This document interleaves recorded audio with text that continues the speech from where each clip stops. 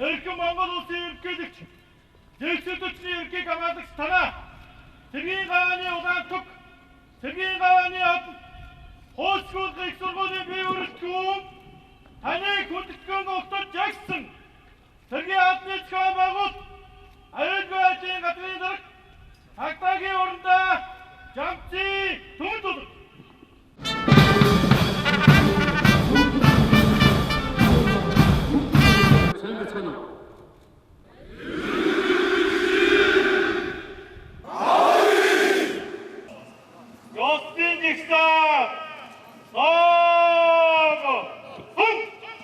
Сургуулиудын хаан хоёр шүмжлээ. Гавьяаны одонгоор 2014 онд Цэргийн гавьяаны удаан түгийн одонгоор тус чагнасан байна. Хамгаалагчаар анх бүрөө Эрдэнэ цэцгийн хөвлөн дарамтсан дандаа. Хэдийн сургуулийн өсөлт цалыг хэдийн сургуулийн төлөв доо. Жагсаалыг төрүүч гүрхүү өдөртөн авах гэж байна. Туг хамгаалагчаар дөрөв төшин баяр сонсогч их хуруунд оруулж байна.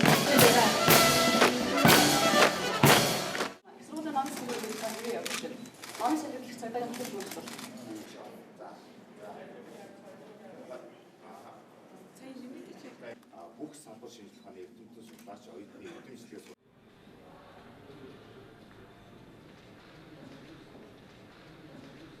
шинэ хичээлийн жил байр болсон олон улсын захин номсон ашиглаж хэлж байна. Орон сургуулийн байр бүх компьютер энэ дотроос судлаачид ерөнхий сэдв агуулга харсан бол ямар ном хаана одоо энэ асуудлыг Сэтгэл судлал хууль эрхцэн чиглэлийн ном сурч байдаг. Бос нь бол өөр шинжилгээний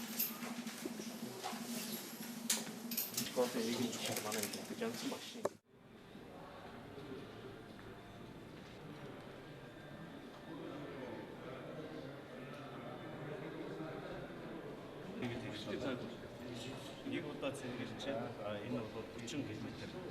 Газрын орон доороос нөгөө нэг янз бүрийн өөртөө хийсэн юм уу? Өөртөө хийсэн.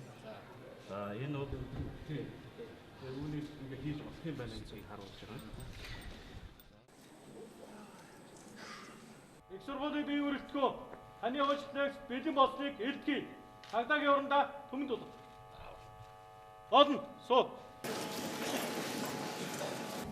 Монгол улсын ерөнхийлөгч Зэвсэг төчний ерөнхий хамгаалагч Эрхэм улсын хурал засгийн газрын гишүүн хууль зүйн бодлогын сайхан. Эрхэм хүндэт Монгол улсын ерөнхийлөгч Зэвсэг төчний ерөнхий хамгаалагч таныг хүндэтгэлийн нэгц уншноо хэмээн хэлж байна.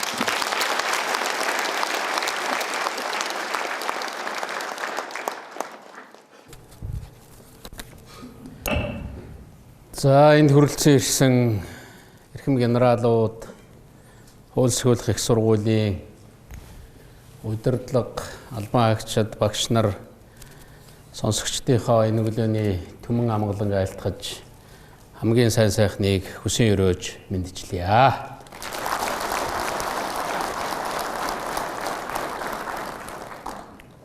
Ерөнхийлөгчийн албыг аваад бас их олон сургуулиар орж уулзаж ингэж одоо яриа таниулах хийж амжаагүй.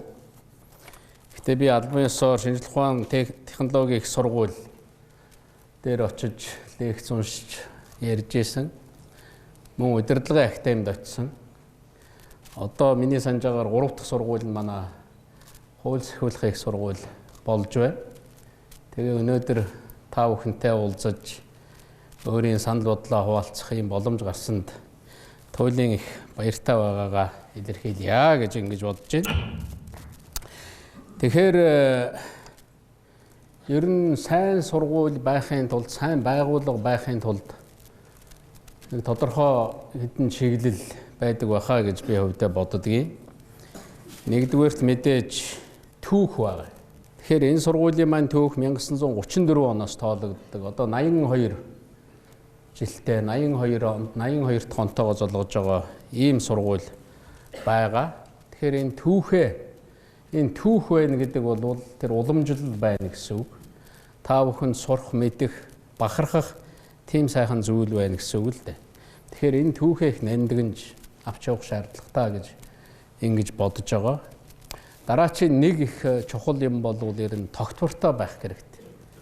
альва юм үнэтэй хүн хүндэлдэг болохын тулд ер нь тогтвортой урт удаан хугацаанд байж чадах юм бол тэр хүндлэлийг бий болгодог.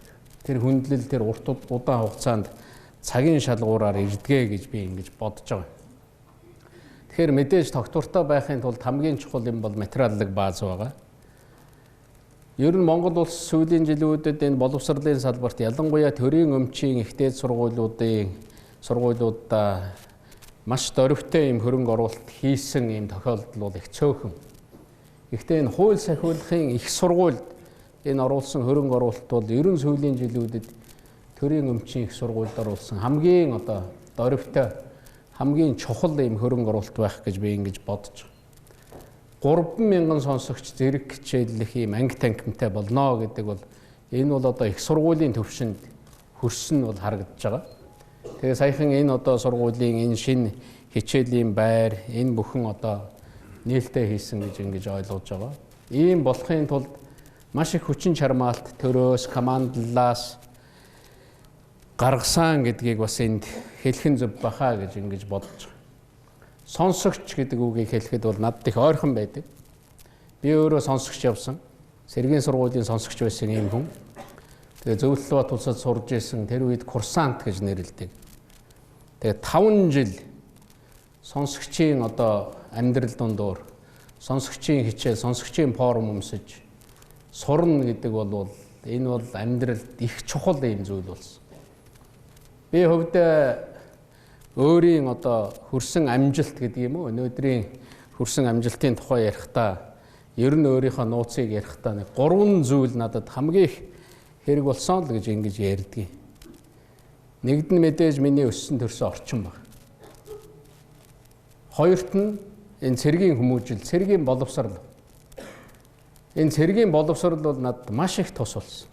Маш их тус болсон. Гуравт нь энэ олон түмний дунд ингэж ажиллаж явж байгаа амьдралаас авж байгаа энэ их сургууль, энэ их том боломж хүн амьдралынхаа турш сурч явдаг. Тэгэхээр 500 хүн ороод хичээлчих орчих номын сантаа боллоо гэж байгаа юм. Тэгээ бас дотуур байр ашиглалтанд орлоо гэж ингэж ойлгосон. 680 хүний ийм сайхан хурлын заалтаа болсон байна. За бие хамгаалах тэгээ бусад би сая тэр бие хамгаалах гэдэг та бүхний хичээлийн анги танхим бас бусад зүйлүүдтэй ингээд танилцлаа. Тэгээд хоолны заалнаас авахуулаад энэ жагсаалын талбай энэ бүхэн бол их чухал зүйл шүү дээ. Тэгээ хөдөөхээр дадлага хийхэд хүртэл бас ийм дадлагын газар бий болж байгаа юм байна. Ингээд дахиад энэ материаллык баазууд бэхжээд нэмэгдээд ингээд явах ёстой. Тэгээ үүнийгээ баяжуулаад ингээд бэхжүүлээд явхад их тийм нэр хүндтэй сайн сургууль болох чиглэл рүү явах байхаа гэж ингэж бодож. Энэ хууль сахиулахын их сургууль гэдэг энэ үг, энэ нэр бол их чухал гэж би хувьдаа бодож байна. Дэлхийд маш их амархан ойлгогдохоор хинтээч бид нар дэлхий дээр л байгаа улсууд. Дэлхийн энэ 7 тэрбумын нэг хэсэг нь бид. Тийм учраас их ойрхон ойлгогддог. Law enforcement гэдэг ингээ хэлэхээр хүнд ч ойлгомжтой. Энэ хууль сахиулах. Law enforcement гэдэг энэ үг бол өөрөө аль ч улс оронд хамгийн чухал, аль ч төрд хамгийн чухал тооцогддог юм үг л дээ. Тэгээд Law Enforcement University гэдэг энэ нэр бол би их тийм зөв олсон ийм нэр юм байна да гэж ингэж бодож. Их олон юм солиод ингээд давхиад байх ерөөсөө хэрэг. Цагийн салхинд өөрчлөгдөх юм гэж байна. Бас өөрчлөгдөхгүй юм гэж байна. Тэрнийг бид нар таньж мэдэх хэрэгтэй. Бид бол энэнийг өөрчлөхгүй. Энэ бол манай сургуулийн үнэт зүйл гэдэг. Ингээд аваад цаашаа явдаг зүйлүүд байх. За дараагийн зүйл бол энэ иж бүрдэл. Ер нь их сургууль үнэхээр ийм нэр хүндтэй сайн их сургууль байх. Энэ иж бүрдэл бол би бий болжээ гэж бодож байна. Хууль сахиулахын академи гэдэг. Өмнө Сэргийн академи бусад зүйл манайхан гадагшаа явж боловсруулалтаа эзэмшдэг байсан. Одоо манай хууль сахиулахын энэ байгууллагуудын дээд удирдлагууд эндээ энэ академидээ сураад боловсроод тэгээ зохих шаардлагатай тэр мэрэгжлийг эзэмшээд ингээд явах болцсон байна. Агсан шатны сургууль гэдэг агсан шатны боловсрол олгодог сургууль гэж ярьж байгаа. Нөгөө мастер, нөгөө доктор гэж яриад байгаа. Энд сурж байгаа улсууд нөгөө бакалаврын зэрэг бас авдаг байх гэж ингэж бодож байгаа анхан шатныхын улсууд нь. Тэгэхээр бакалавр гэдэг бол ер нь энд нэг та нарын юунд сурч байгаагаа эхэлж бас сайн ойлгох хэрэгтэй. За би бакалаврын зэрэг авах гэж байна. Энэ юу гэсэн үг вэ? Тэр надад хариулах хүн байна уу? За ийм гэж би ойлгож байна. Ер нь бакалаврын шатанд бол хүн бол эрэл хайгуул хийж дээ. Би бол эрэл хайгуул хийж яваа. Би бол өөрийнхөө тэр одоо чиглэлийнхаа мэрэгжлийг эзэмших тэр эрэл хайгуулын шатанд явж байгаа хүн. Мастер гэдэг бол эзэн гэсэн утга байгаа ш цаана. Чи мастер хамгаална гэдэг бол одоо би мэрэгжилдээ эзэн боллоо л гэсэн үг. Зүгээр нэг гадны үг биш байхгүй. Ер нь мастер гэдэг чинь өөрөө тийм шүү дээ. Спорт дээр ч аваад бусад бүх юмн дээр аваад үзэхэд эзэн болж байгаа. Чи яг өөрийгөө үнэлэх л асуудал. Хүн бол бусдыг хараад янз бүрээр үнэлээд янз бүрийн юм яриад байдаг. Өөрийгөө үнэлж, өөрийнхөө агуулгыг тодорхойлохдоо их муу ийм одоо бодгал юм байна. Тэгэхээр мастер, доктор хийж гэн, доктор хамгаална. Доктор гэдэг бол аль ч ихтэй сургууль дээр аваад үзэхэд миний бодлоор бол юмны учир зүв. Одоо тэр учир зүг, тэр тодорхой чиглэлийнхаа тэр бүх юмны оргил гарч ийн л гэсэн. Ерөөсөө оргил гэж ойлгож болох хэрэгтэй. Доктор хамгаална гэдэг. Тэр учир зүг тайллаа. Ер нь доктор гэдэг бол доктор хүний чанар юугаар танигдгийг гэхээр шин нээлтээр танигддаг. Тэр доктор болж байгаа этгээд бол зүгээр нэг хэдэн цаасан дээр юм бичээд орхисон биш. Тэгээд тэр нэг цолыг авахын тулд явж байгаа биш. Нээлт байх ёстой энэний цаана. Тэр нээлт рүү 20 жил ажиллах, тэр 30 жил насан туршдаа явах ийм мэрэгжил энэ чиглэлээр чи сонгож гин гэж бодлоо. Энэ зүгээр нэр биш юм л. Тэгэхээр ийм одоо чиглэлийн сургуулиудтай болцсон байна гэдэг бол энэ чухал байна. Тэгээ манай энэ сургууль дээр одоо цагдаагийн сургууль, хөлийн сургууль, шүүхийн шийдвэр гүйцэтгэлийн сургууль, онцгой байдлын эрх зүй нийгмийн ухааны гэдэг ахлагчийн ингээд харахад бол манай улсад хэрэгтэй байгаа. Үнэхээр энэ хууль сахиулах үйл ажиллагаанд хэрэгтэй байгаа манай боловсон хүчнийг иж бүрэн нийгмийн захиалгад энэ орчин үеийн хэрэгцээнд нийцүүлээд ингээд бэлдэх юм боломж бүрдсэн ийм сургууль байна гэж ингэж харагдаж байна. Хамгийн гол бас нэг юм бол бүрэлдэхүүн. 3500 оюутан сонсогч гэдэг бол ер нь байх боломжтой тоо гэж бодож байна. Мэдээж бид нар тооны хойноос хөөцөлдөх биш. Би аймагуудаас, энэ одоо сургуулиудаас, энэ манай хууль сахиулахын байгууллагуудаас захиалгаар энэ тоогоор та бүхнийг элсэлт авж байгаа гэж ойлгож байна. Энд зүгээр нэг тийм форумтой хүн болох гэж, аль эсвэл нэг баталгаатай ажилтай хүн болох гэж ирсэн ийм зорилготой хүн бол энэ цөөхөн байгаа гэж харж байгаа. Тэр нарийн шалгууруудыг давсан өөрийн гэсэн зорилготой би энэ чиглэлээр алба хаагаад улс орондоо өөрийнхөө амьдралд ийм хөв нэмэр оруулах чадвартай хүн болно гэж ингэж сонгосон гэж ойлгож байна. Энэ ухамсартай сонголт байсан байх гэж бодож байна. 500 гаруй багш албан хаагчд гэдэг бол энэ сургуулийг авчиваа үндсэн энэ бүрэлдэхүүн байна гэж ингэж хэлж байгаа. Тэгэхээр энэ бол ер нь боломжийг. Одоо ингээд ер нь аливаа байгууллагад, аливаа их сургуульд байх юм боломжтой ийм одоо бүрэлдэхүүн нөгөө талаас нь харах юм бол тэр материалыг баз бүх юм нь бол бүрдэжээ гэж ингэж бодож байна. За ингээд жаахан анхаарна наашаа. Би нэг 4 чиглэлээр өнөөдөр зүгээр энэ дээр ярьдаг юм уу гэж ингэж бодож байна. За 4 ч биш 5 чиглэл юм да. Сая би бол нэг 4 чиглэл хэлсэн. Аюулгүй байдал. Одоо сая надад илтгэл өгж байхад тэр чанга яригчаар уншиж ийн лээ. Хууль сахиулахын их сургууль бол үндэсний аюулгүй байдлыг хангах чиг үүрэг үхээ. Энэ чиг үүрэг, энэ зорилтыг хангах одоо гол сургууль байгаамаа гэж. Аюулгүй байдал гэж юу гэсэн ойлголтыг хэлэхгүй юм байна уу? Энэ зааланд би одоо нэр цохон шууд хараад миний нүдэнд өртсөн хурандаа, дэд хурандаа багш. За би аюулгүй байдал гэж ингэж ойлгож байгаа гэдэг. За энэ шар дэвтэр барьж байгаа манай дэд хурандаа босоод над нэг хилээтгэхтэй. За.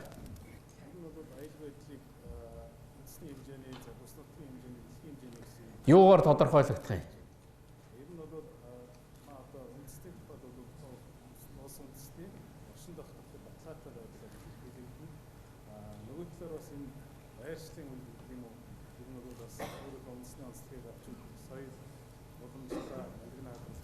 За болно суунаа.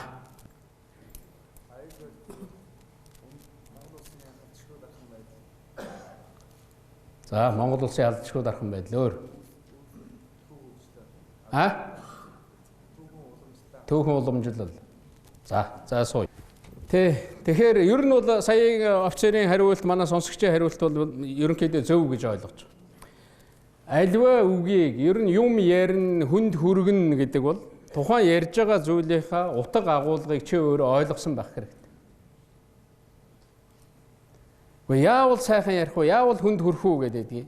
Чи тэхийн тулд сайн сэтгэдэг л байх хэрэгтэй.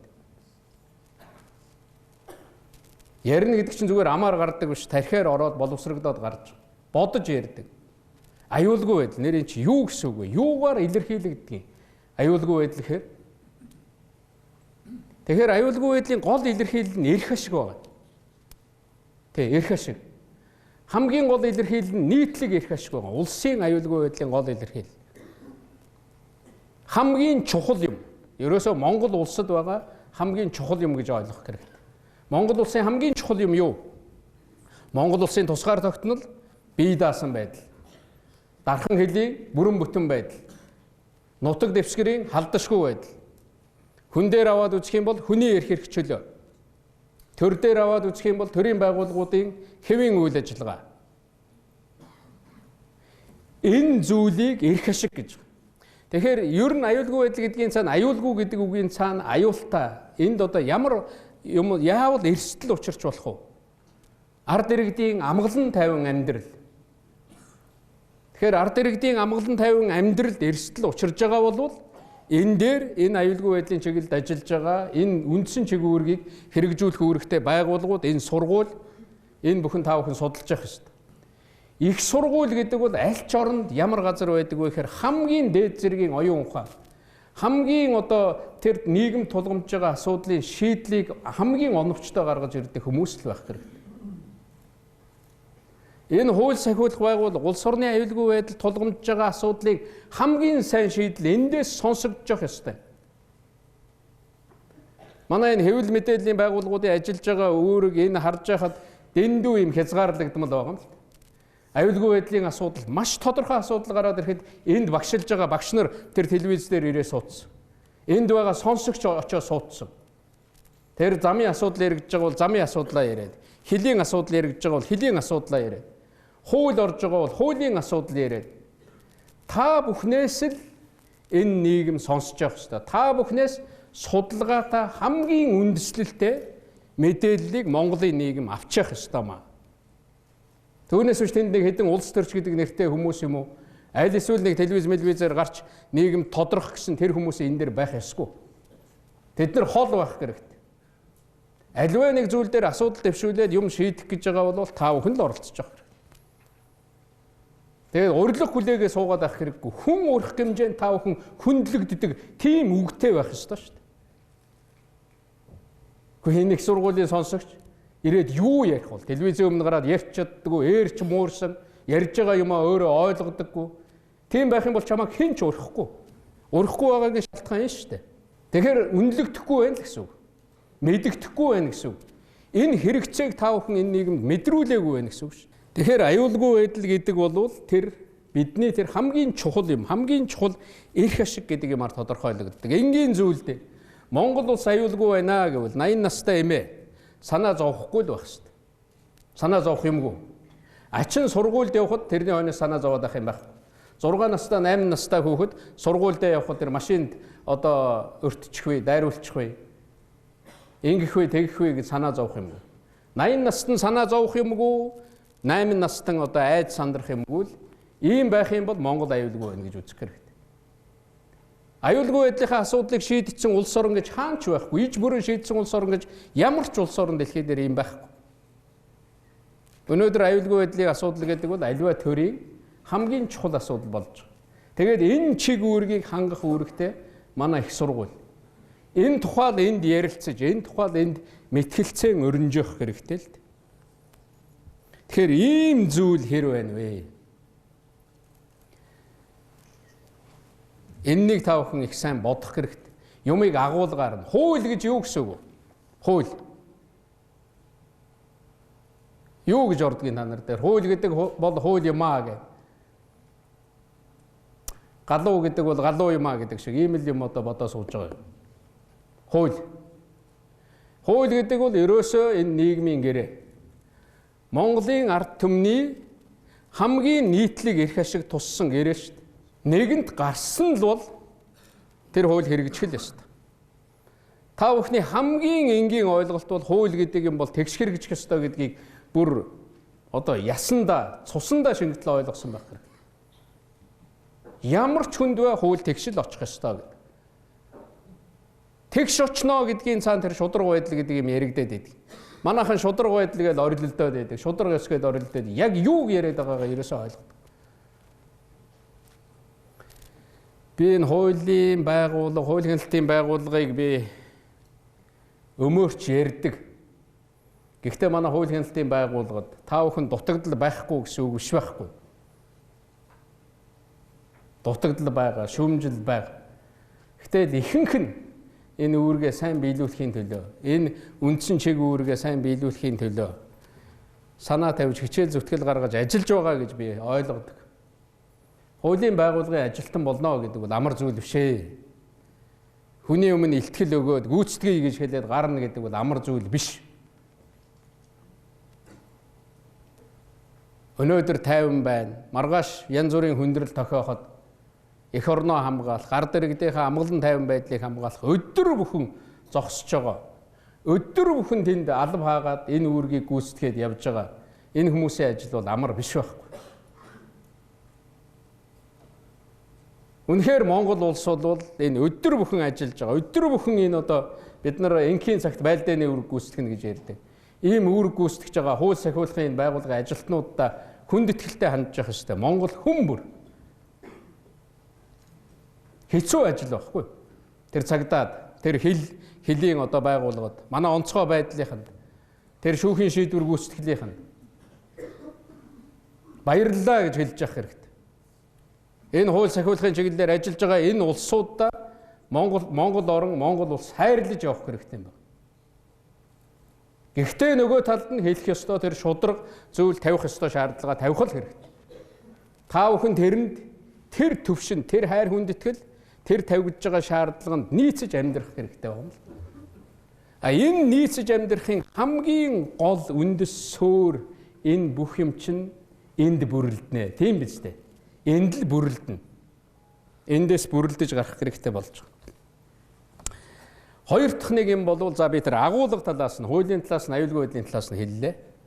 Хоёр дахь нэг юм бол танаа одоо сургуулийн хувьд давуу тал юу танаа сургуулийн хувьд? За тэр сонсогч наашаа за бос. Яг чи харсан. Давуу тал танаа сургуулийн давуу тал юу? Юугаараа танаа сургууль давуу талтай? Ажлын байр.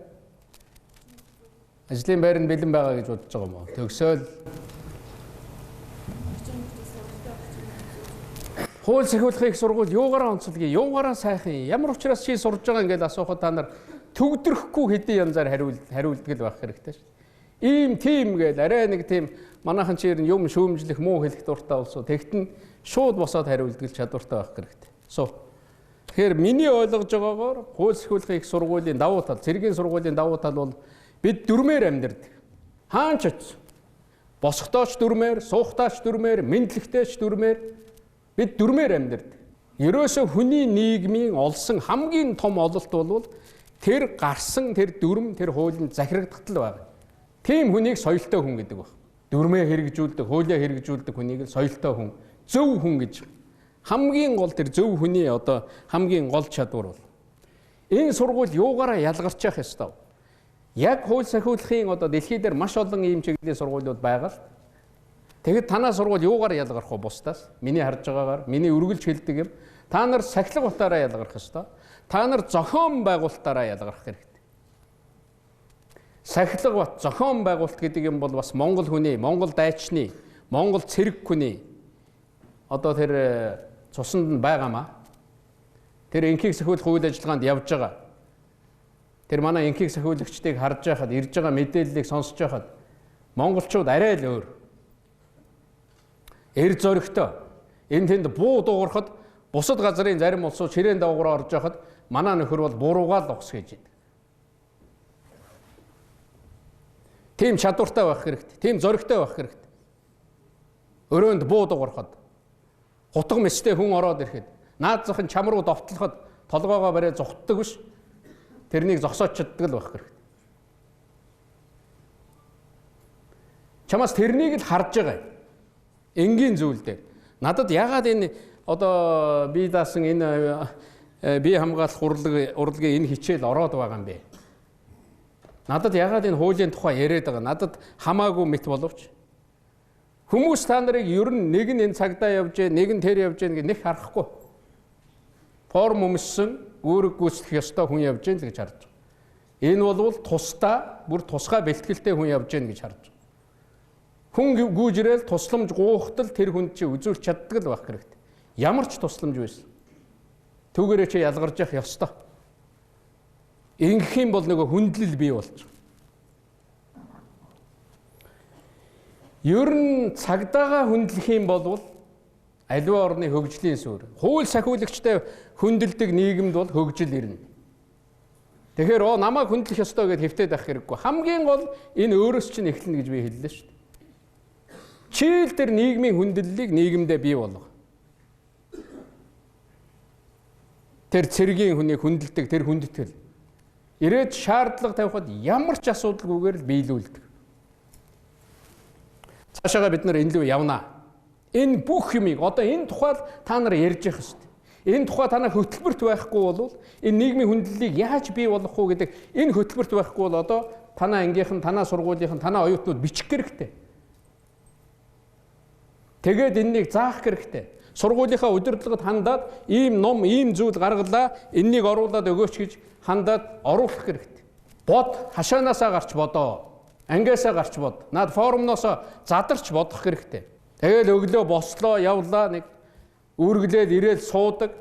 Багш нар ирж заалаа, нэг хэдийн тэмдэглэж аваад гардаг. Тийм хэлбэртэй байх юм бол чи яаж Монголын хууль сахиулахын ажилтан болох юм бэ? Тэгэхээр тэр онцлог байна. Би хувьдаа хэлдгийг.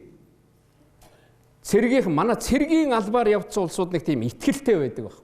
Хүний итгэл даад. Наад зах нь байгууллага тэтгэврт гарахад наад зах нь тэнд нэг манаач авах гэж байгаа бол жолооч авах гэж байгаа бол тийм ээ. Наад зах нь одоо хүн хажуудаа авч ажилуулах гэж байгаа бол цэргийн хүн авч ажилуулах дуртай байдаг шүү дээ. Гүйцэтгэл сайтай цэргийн хүн, сахилгатай, зохион байгуулалттай итгэлтэй л байхгүй юу? Манай сургууль бол хүнийг итгэлтэй болгодог юм аа. Би энэ сургууль төгсөн чи надад итгэж болно шүү дээ. Би хизээч нэг өчүүхэн жоохон юмн дээр би ингээд товоож гараад хамт олноосоо илүү гарах гэж ингэж хүүхгүй. Гэхдээ би одоо асуудал шаардагдсан, юм шаардагдсан үед би үнийг хэрэгжүүлж, бэхжүүлж чадна гэдэг. Энэ итгэл байх хэрэгтэй. Тэгэхээр цэргийнхний хамгийн гол зүйл бол тэр итгэл байгаа. Би тэр итгэлтэй хүн. Тэгээ багаар ажиллаж чаддаг. Ямар учраас салаа гэж нэрлээд байгаа. Ямар учраас салбар гэдэг байгаа. Ямар учраас анги гэж нэрлээд байгаа. Ерөөсөө ганцаар хүн бол ганцаар явж байгаа этгээд бол хизээч тэр сайн сайханд хүрэхгүй. Ганцаар орилж байгаа этгээд бол хизээч тэр улс орны төлөө орилж байгаа биш. Тэр нь тийм үнэрч байхгүй гэж ойлгох хэрэгтэй. Хамт олноороо миний хамт олон, миний салаа, манай байгууллагаараа тэр амжилтанд хүрж байгаа бол чи байгууллагаараа л урагшааныг алхаж байгаа байхгүй. Улсаараа амжилтанд хүрээгүй бол улсаараа урагшааныг алхаж ажил нэг алхам урагшилдаг. Тэгэхээр энэ хамт олон дотор байгаа суртсан наад зах нь жагсаад зогсоод ингээд хамт олонд байгаад нэг команд гүйцэтгээд явна гэдэг бол энэ цэргийн хүмүүст энэнийг оруулаад байгаа. Бүхэл сургуульд багш байгаа, бүхэл сургуульд ном байгаа. Та нарын давуу тал юу юм? Ерөөсөө энэ шүү дээ. Би түрүүн хэлсэн шүү дээ үгээ ихтэй. Надад юу хэрэг болсон юм? Цэргийн боловсрол хэрэг болсон. Би хугацаа цэргийн албаа хаагч байсан. Би сонсогч байсан. Тэр л над татуужл өгсөн. Тэр л над хүмүүжл өгсөн. Тэр л над боловсрол олгосон. Бушуухан төгсчих юмсан, бушуухан явах юмсан гэсэн ийм бодлоор тэгээд дэвшээгээ суугаад байж ерөөсөө хэрэггүй. Жаахан жавхаатай байх хэрэгтэй. Цэргийн хүн сандал дээр суухад хүртэл арай өөр суудаг. Цэх суудаг. Нэг 30 хүрээл нуруу молторцсон юм явж ивэл хэрэггүй шүү дээ. Харахтал цэргийн хүн. Гэдэс гүзээ энэ төр гэдэг асуудал аль үжээ шийдэж. Жинхэнэ хоол унд гэдэс гүзээнийхээ асуудлыг шийдэж чадахгүй бол ямар юмныхаа их орон хамгаалах вэ? Ямар юмны чинь хууль сахиулах вэ? Хэн чамаа хүндэтгэх юм? Харваас жавхалдсан, гаднаас ороод ирэхэд хүн орж ирээл ерөөсөө өнгнөөс нь л хүнийг үнэлдэг. Тэгээ ярьж сууж байгаа нэг ухаанаар нүддэг гэж ярьдаг. Чи зүгээр л анхны л сэтгэгдэл. Би олон төвшөнд ажиллаж ирсэн. Би ямар хүнийг ажилд авах дуртай. Ерөөсөө миний тавьдаг одоо шаардлага. Ажил тавилаа, ажилдаа эзэн болж байгаа хүнд л би дуртай.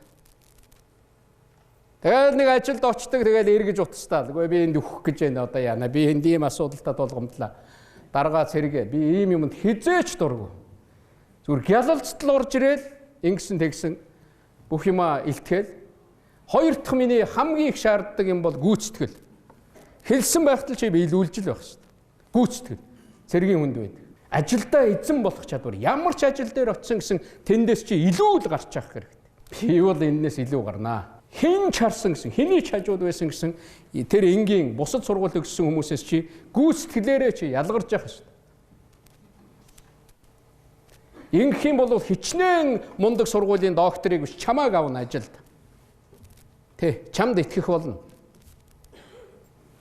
Тэгэхээр энэ сургуулийн давуу тал гэдэг бол миний харж байгаагаар энэ байгаа юм л да. Монголын эмгэнэл өнөөдөр юу вэ? Би сүүлийн үед бодоод байгаа. Монголын эмгэнэл бол сэтгэлгээний бохирдол байна. Дэлхийн тэргүүлэх сургууль, Харвардын их сургуульд би очиод сурахад эхний өдрөө л баг мэдэрч ирсэн. Бидний сэтгэлгээ чинь асуудал тандж байгаа сэтгэлгээ ямар муухай бохир байдаг юм бэ л гэдэг. Нэг зүйлийг шийдэх гээл нэг тулгымцсан асуудлын тухай ярихтал Монгол хүн энд амьдарч байгаа бид нар бол ерөөсөө л буруу талаас нь л бод.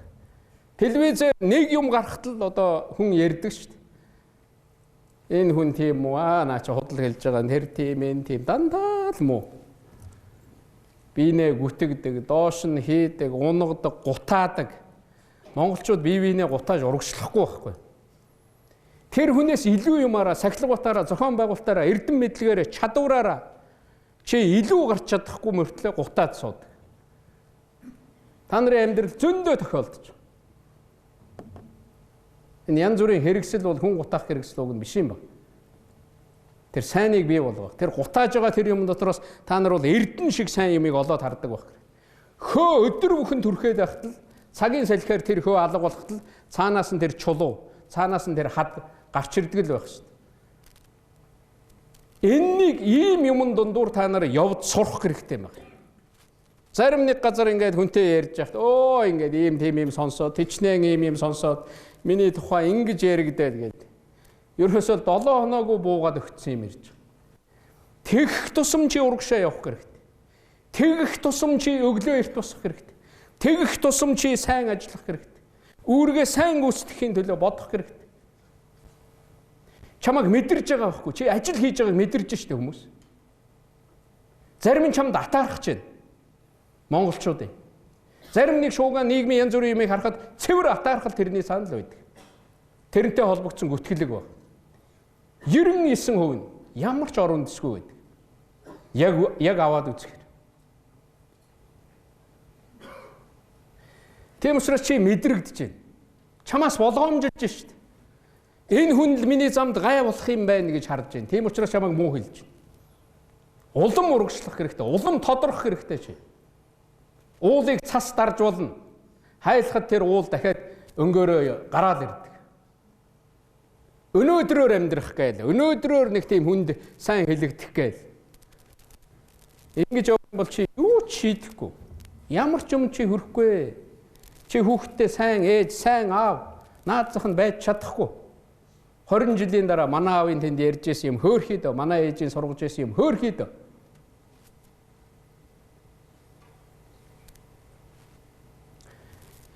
Энэ юмнуудыг эндээс олж авдаг. Хамгийн сайн боловсрал гэдэг бол миний бодлоор бол амьдрах ухаан, амьдралын төлөө тэмцэл юм гэж би бодоод байгаа. Хамгийн сайн боловсрал гэдэг бол тэр сайн хүн болох учир утгаа мэдэж авах л гэж бодоод байгаа. Чи эндээс тэрнийг л олоод авал. Чам зааж байгаа тэр бүх хичээл чамд хэрэгтэй. Йоо энэ багшийн юм уутгартай, энэ багшийн юм тийм гэж хаях хэрэггүй. Уутгартайш байсан чи сонсож чадаад гарна гэдэг бол чам төвчээр сууж байгаа. Одоо сая миний хэлсэн үгнээс би бол тийм л сонсогч байсан. Багш ирээд ингэж юм ярьж байхад нэг үг хэлэхэд би ард талд нь 10 янзаар тэр гаргалгааг нь бодоод 10 янзын санаа, багш нэг санаа хэлэхэд хажуугаар нь 3 4 санаа орж ирэл дэвтэр дээрээ бичиж байдаг. Ер нь тийм байдаг шүү дээ. Сайн санаа, сайн юмнаас сайн санаа төрдөг байхгүй. Та нарт тийм сэрэл байна уу? Багш бүтэн цагийн юм яриад ямар ч сонирхолгүй юм ярихад тэрэн дотор нэг гайхамшигтай ганцхан санаа багтал чи тэрнийг авах хэрэгтэй. Би Чингис хааны 850 жилийн он мэндэлсэн өдөр миний хэлсэн үг байгаа. Та нар тэр үгийг уншаарай. Надад нэг хүн хэлж байсан. Та тэрнийг яаж гайхалтай олж харав? Чингис хаан бол боолын баривчлагдсан дайсны цэргийн үгэн дотор сум шиг ганц санаа багтал тэрнийг шүүрч чаддаг байсан юм а гэж. Тийм л байхгүй юу? Та нар тэр нууц товчоо бүх юмнаас уншаарай. Тийм чадвар чамд байна уу? Телевизийн хамгийн уутгартай юм явж байхад эндээс чи нэг сум шиг санаа, мөнгөн сум шиг санаа шүүрэл гардаг. Тэрнийг амьдрал дээр мөрдлөг болгоод явах чадвар чамд байна уу? Эннийг чи өөртөө суулга.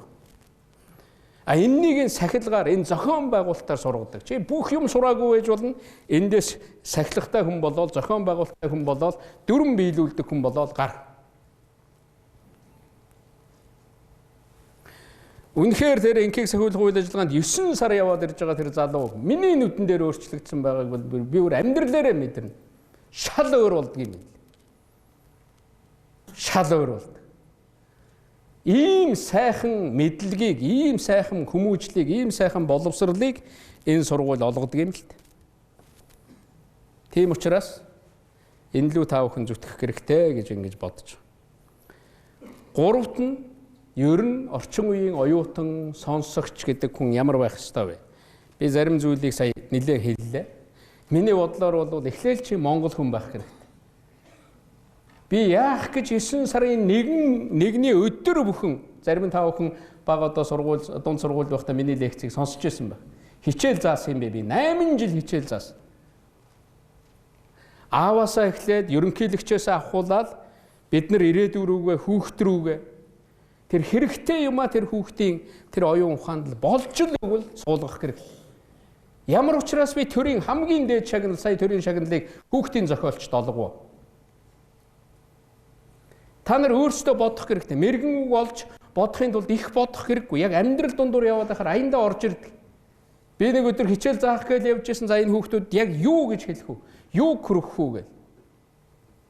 Улсын сайн хүнээсээ, хүний сайн хүүхдээсээ. Энэ чи яг миний бодож ингээд ороод ирлээ. Чи энд хүрэхийн тулд магадгүй 20 жил бодсон байж магадгүй. Сая танаа сургуульд надад нэг зүйл онцгой таалагдлаа. Тэр юу? Их энгийн зарим нь ажиглахгүй байж магадгүй. Энэ хан дээгүүр хүмүүсийн зураг тавиад хэлсэн үгийг бичсэн байна. Намайг сурж байхад Ленины хэлсэн үг өөр гадны улсуудын хэлсэн үг л байдаг байсан. Энэ бол маш зөв.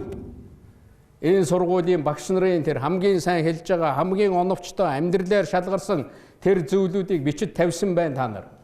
Одоо энэ бол Монгол сургууль болсон байна. Энэ салбарын хамгийн шилдэг улсуудынхаа үгийг бичиж тавьсан байна.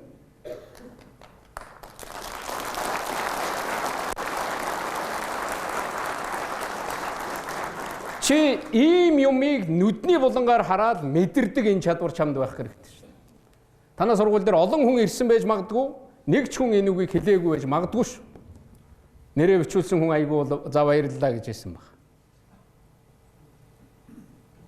Тэгэхээр монголчууд чинь ийм гайхамшигтай оюун ухаантай улсууд байхгүй. Би энэ Монгол улсын ирээдүй энэ хөгжил бол үнэхээр итгэдэг. Сайн болно. Ягдгвэл монгол хүн бол онцгой. Зарим орнд зарим газар очиод ярихаар энэнийг арсны үзэл, үндэсний үзэл гэж ярьдгийг. Үгүй. Энэгээ бид нар ярьж явах хэрэгтэй. Наазах нь Монголдоо ярьдаг байх хэрэгтэй. Чаддаг байх хэрэгтэй. Монгол хүн онцгой. Юугаар онцгой монгол хүн? Олон улсад бүр батлагдсан. Үндэсний оюуны чадварын итгэлцүүр гэж байгаа юм л да. Олон улсад гаргадаг. Тэгээ би үнэхээр тэр итгэлцүүрийг хараад, олон жилийн итгэлцүүрийг хараад би бүр үнэхээр монгол хүн болж төрсөндөө би маш их баярлж байна. Тэр л надад үнэхээр Монголын ирээдүй, Монголын ард түмний, монгол хүний ирээдүйд итгэх итгэлийг улам нэмэгдүүлж байна. Тэр үндэсний итгэлцүүрээр эхний 5 байранд ямар орн байна гэж бодож байна. Сингапур байна. Өмнөд Солонгос байна. Япон байна. Итали байна. Монгол байна. Боддоо та нар. Сингапуртай хөгжил эдийн засгийн харилцуул, Японтой харилцуул, тэр Өмнөд Солонгос Италитай харилцуул. Энэ ямар учраас юм бэ? Би их бодсон. Хамгийн түрүүн би энэний нууцыг ерөөсөө монгол хүний цуснд байна, генд байна гэж л ойлгоод. Бидний тэр агуу түүх, дэлхийг гайхуулж явсан агуу түүхийн тэр үнэр, тэр юм миний цуснд байгаа л байгаа байхгүй. Тэг. Үүгээрээ би бахархдаг. Би нэг газар хэлжсэн. Миний цуснд өөр ямар нэгэн газрын цусны үнэрч байхгүй ш, өөр үндэстний. Тэр алтан ууланд үе удмаараа дамжиж тэр баатрууд амьдэрдэг газар байхгүй. Би хэлжсэн баатрын соёлтой газар би хөлд орсон юм а. Өндөр ууланд би хөлд орсон хүн шүү. Миний бүх үе тэнд хөлд орсон. Тэнд будааны соёлтой хүн бол байх аргагүй. Баатрын соёлтой хүн л байна. Загчин үндэстэн гэдэг бол тэр Чингисийн үедч тэр хилийн манаад тэр юуг нь хараад улсынхаа тусгаар тогтнол сайн сайхны төлөө үеийн үедээ зүтгэж явсан хүмүүс. Би тийм хүний үрсэд, тийм хүний үргэлжлэл, тийм монгол хүмүүсийн үргэлжлэл учраас би өөртөө асарх бахархаж явдаг. А тэр үнэр миний цуснд байгаа учраас би бусдаас арай ялгаатай. Манай залуучууд, манай охтууд бусдаас арай ялгаатай байхгүй. Оюун ухаанаар очиод олон улсын уралдаанд очихтол манайхан л төрүүлсэн л ба. Тэр төрүүлж байгаа хэд дотор манайхан л зогсож байгаа. Тэр үндэсний оюуны чадварын шалгуур гаргаад ирэхэд эхний тавд орцсон байна шүү дээ. Бид олон юмараа тэр ард хойно янз бүр явж болно. Сайн мууны савд өрдгийг. Өнөөдөр муу байгаа бол энд шийдэл байна гэсэн үг. Нийгэм чинь таалагдахгүй байна уу чамд? Өнөөгийн байгаа байдал таалагдахгүй байна уу? Үнэхээр утгагүй байна уу? Чамд ажил байна гэсэн үг. За. Монголын хэдэн үе ажилтаа байх боломж байна гэсэн үг. Монголын хэдэн үеийн асуудлыг шийдэхийн төлөө Монголынхаа төлөө тархиа зүрхээ чилээх ийм боломж байна гэсэн үг. Ингэж харах хэрэгтэй. Хүндрлийн цаана боломж байна л гэж харна. Би энэнийг шийднэ. Би энэний цаана гарна. Хэзээ ч асуудлаа бүрэн шийдэх улс орн гэж байдаггүй юм. Тийм үндэстэн байхгүй. Би хэлдэг. Харин тухайн үеийн өмнө шийдэх шаардлагатай асуудал гэж байдаг шүү. Тэр зүйлээ л чи шийдсэн байх хэрэгтэй. Тэр юмныхаа ард чи гарсан байх ёстой. Тэр асуудлыг шийдэхэд чи хувь нэмэр оруулсан л байх хэрэгтэй гэж. Тэгэхээр Монгол хүний тэр олон зуунаар олон үе дамжсан тэр одоо ген тэр цус гэдэг бол агуу юм л да. Тэр би бас нэг юм боддог. Өнөөдөр эрх мэдлийг гэж хэлээд байгаа юм, power-ыг гэж хэлээд байгаа юм. Power гэдэг бол бас эрх мэдэл биш, хүч гэж орчуулж болно нэг талаар. Хүчийг бусдад дуурайдаг. Бидний үед одоо нэг джинс өмсөх гээл ингээл юу ягаал заримдаа өсөө ургуулаад тарфиз гээл нэх өргөн өмд өмссөн энэ тэр явдаг л ийм л байсан л да. Гадны дуу хөгжим сонсох гээл. Гэтэл өнөөдөр тэр үед бол 13 дугаар зуунд Монголыг мэддэг бүхэн дуурайж исэн гэж. Монгол цэргийн үсний засалтыг бусад тэр үндэсний эрчүүд дуурайж исэн ба. Монгол цэргийн үсний засалт гэдэг чинь ингээд энэ талаас ингээд хусцсан, энэ талаасаа юу яатсан, гизэг ороодсон. Тэгээд ард нь сур ингээд зангидсан по. Тэрмэр нь бол янзын юм явахгүй. Их хаан маань хүртэл ингээд эндээ ингээд сүлжээд ингээд хийцсэн юм зураг байдаг. Монгол цэргийн хувцс, Монгол цэргийн зохион байгуулалтыг дуурайдаг. Монгол төрийн зохион байгуулалтыг дуурайдаг. Монгол хүн шиг дуулах гэж, монгол хүн шиг хөгжимдөх гэж, монгол хүн шиг морин дээр давхих гэж дуурайдаг. Тэр бүхэн тэр үед асар том ололт байжээ. А тийм цус надад байгаа учраас, тийм юм байгаа учраас та нар тэр оюун ухаанаараа, сахилга батаараа, чадвараараа манай цэргүүд арай илүү харагдаад байгаа байхгүй. Энэнийг одоо бид нар нэмэх хэрэгтэй. Бидний үед энэнийг бий болгох хэрэгтэй. Өнгөрснөөрөө биш ээ. Өнөөдөр асуудлаа шийдээд ирээдүйдээ бид нар хувь нэмэр оруулахын төлөө бид амьдарч байгаа. Хамгийн гол зүйл. Тэгэхээр ийм оюутан байхгүй, чи ийм сонсогч байхгүй, ийм хүний үр байхгүй.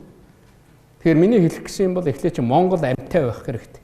Эхлээ чи Монгол хүн байх хэрэгтэй. Тэгэхээр чи Монголоо хайрладаг байх хэрэгтэй. Тэр хайр чиний зүрхэнд байх хэрэгтэй. Би хэлдгийн тангараг өргөсөн хүн гэдэг бол өөр болчдгийн шүү. Надад тэгж мэдрэгдгийн. Тангараг өргөхөд би энэ үндэстний өмнөөс үхэн тэмцэх шаардлагатай газар байвал би тэмцэн энэ үндэсний эрх ашигын төлөө би зогсч чадна гэж л хэлж гин л гэж би ойлгоод. Асуудал тулгархад яв энэ үүрэг гүйцэтгэх гэж мэдлэг гүйцэтгий гэж яв. Тангараг өргөсөн хүний цэрэг хүний зүрхэнд эх орн бүтнээрээ багтдаг юм а гэж. Үнэн. Ард түмэн бүтнээрээ багтдаг. Ялгаа ч тэр байхгүй юу чи. Тийм учраас чи зүрхэндээ эх орн ард түмний бүтнээр нь оруулсан цэргийн хүн шүү дээ чи. Өөр байл да. Арай өөр ирмэлзэлтэй, нүдэндээ галтаа, нүүрэндээ цогтоо, асуудал хандаж байгаа хандлага нь арай л өөр л байх хэрэгтэй байгаа. Тэгэхээр энэ бүхнийг та нарт би одоо оруулж өгж байгаа байхаа гэж ингэж боддог. Би нэг бас бодож байсан арчаагүй улс гэдэг бол ерөөс арчаагүй улс бол төрүүлж яваа нэг арчаатай байгаа нэг мөлжиж амьдэрдэг юм байна шүү дээ. Ер нь ихэнх төвшинг ингээ аваад харахад тиймэрхүү л байна. Одоо танаханд нэг хүн байж магадгүй дээ. Айгуу гэр бүл дотор, айл дотор, ах дүүнэр дотор нэг тийм гэр бүлээ нэг аваад явдаг нэг хүн байдаг шүү дээ, тийм ээ. За манай тэр хөөхий тэрний минь хаялга, энэний минь хаялгаар тэр маань арай л дээр явж ин да гэдэг ингээд нэг ярьж идэг, тийм ээ. Тэгэл тэр арчаатаа нэгээл сорж амьдарч. Арчаагүй улс бол арчаагүй хүн ч адилхан, арчаагүй айлч адилхан. Арчаатаа улс яадгийг. Арчаатаа улс яадгийг. Тийм хүмүүсээ улам олон болгодог. Ерөөс арчаатай улс бол өөрөө тэр сорох юмыг, тэр баялагийг тэр хүн өөрөө бүтээдэг. Өөрөө бүтээж явдаг. Тэгээд түүнийг бусдадаа хуваалцдаг. Арчаатай улс бол өөрөө юм хийчээ бусдад зардаг байхгүй юу? Та нар хөгжилтэй хөгжилгүй орн гэдэг тэр заавал зүгээр нэг юм нэрний асуудал биш. Хөгжилтэй орн гэд боддоо та нар. Та нарын өөрсдийн гэр оронд байгаа худалдаад авсан юмнуудаа хардаа. Хичнээн та нар Монгол хийсэн юм байна. Хичнээн гадна хийсэн юмнууд байна.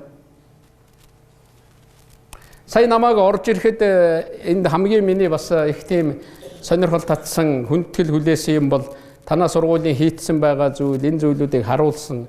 Энэ бол их сайн санагдлаа. Хөөе, өнөөдөр нэг юм. Монгол бол юугаараа сайхан орн бэ? Монгол бол хүн хөгжих боломжтой орн байхгүй. Монголд маш олон сорилт, маш олон хүндрэл бэрхшээл байна.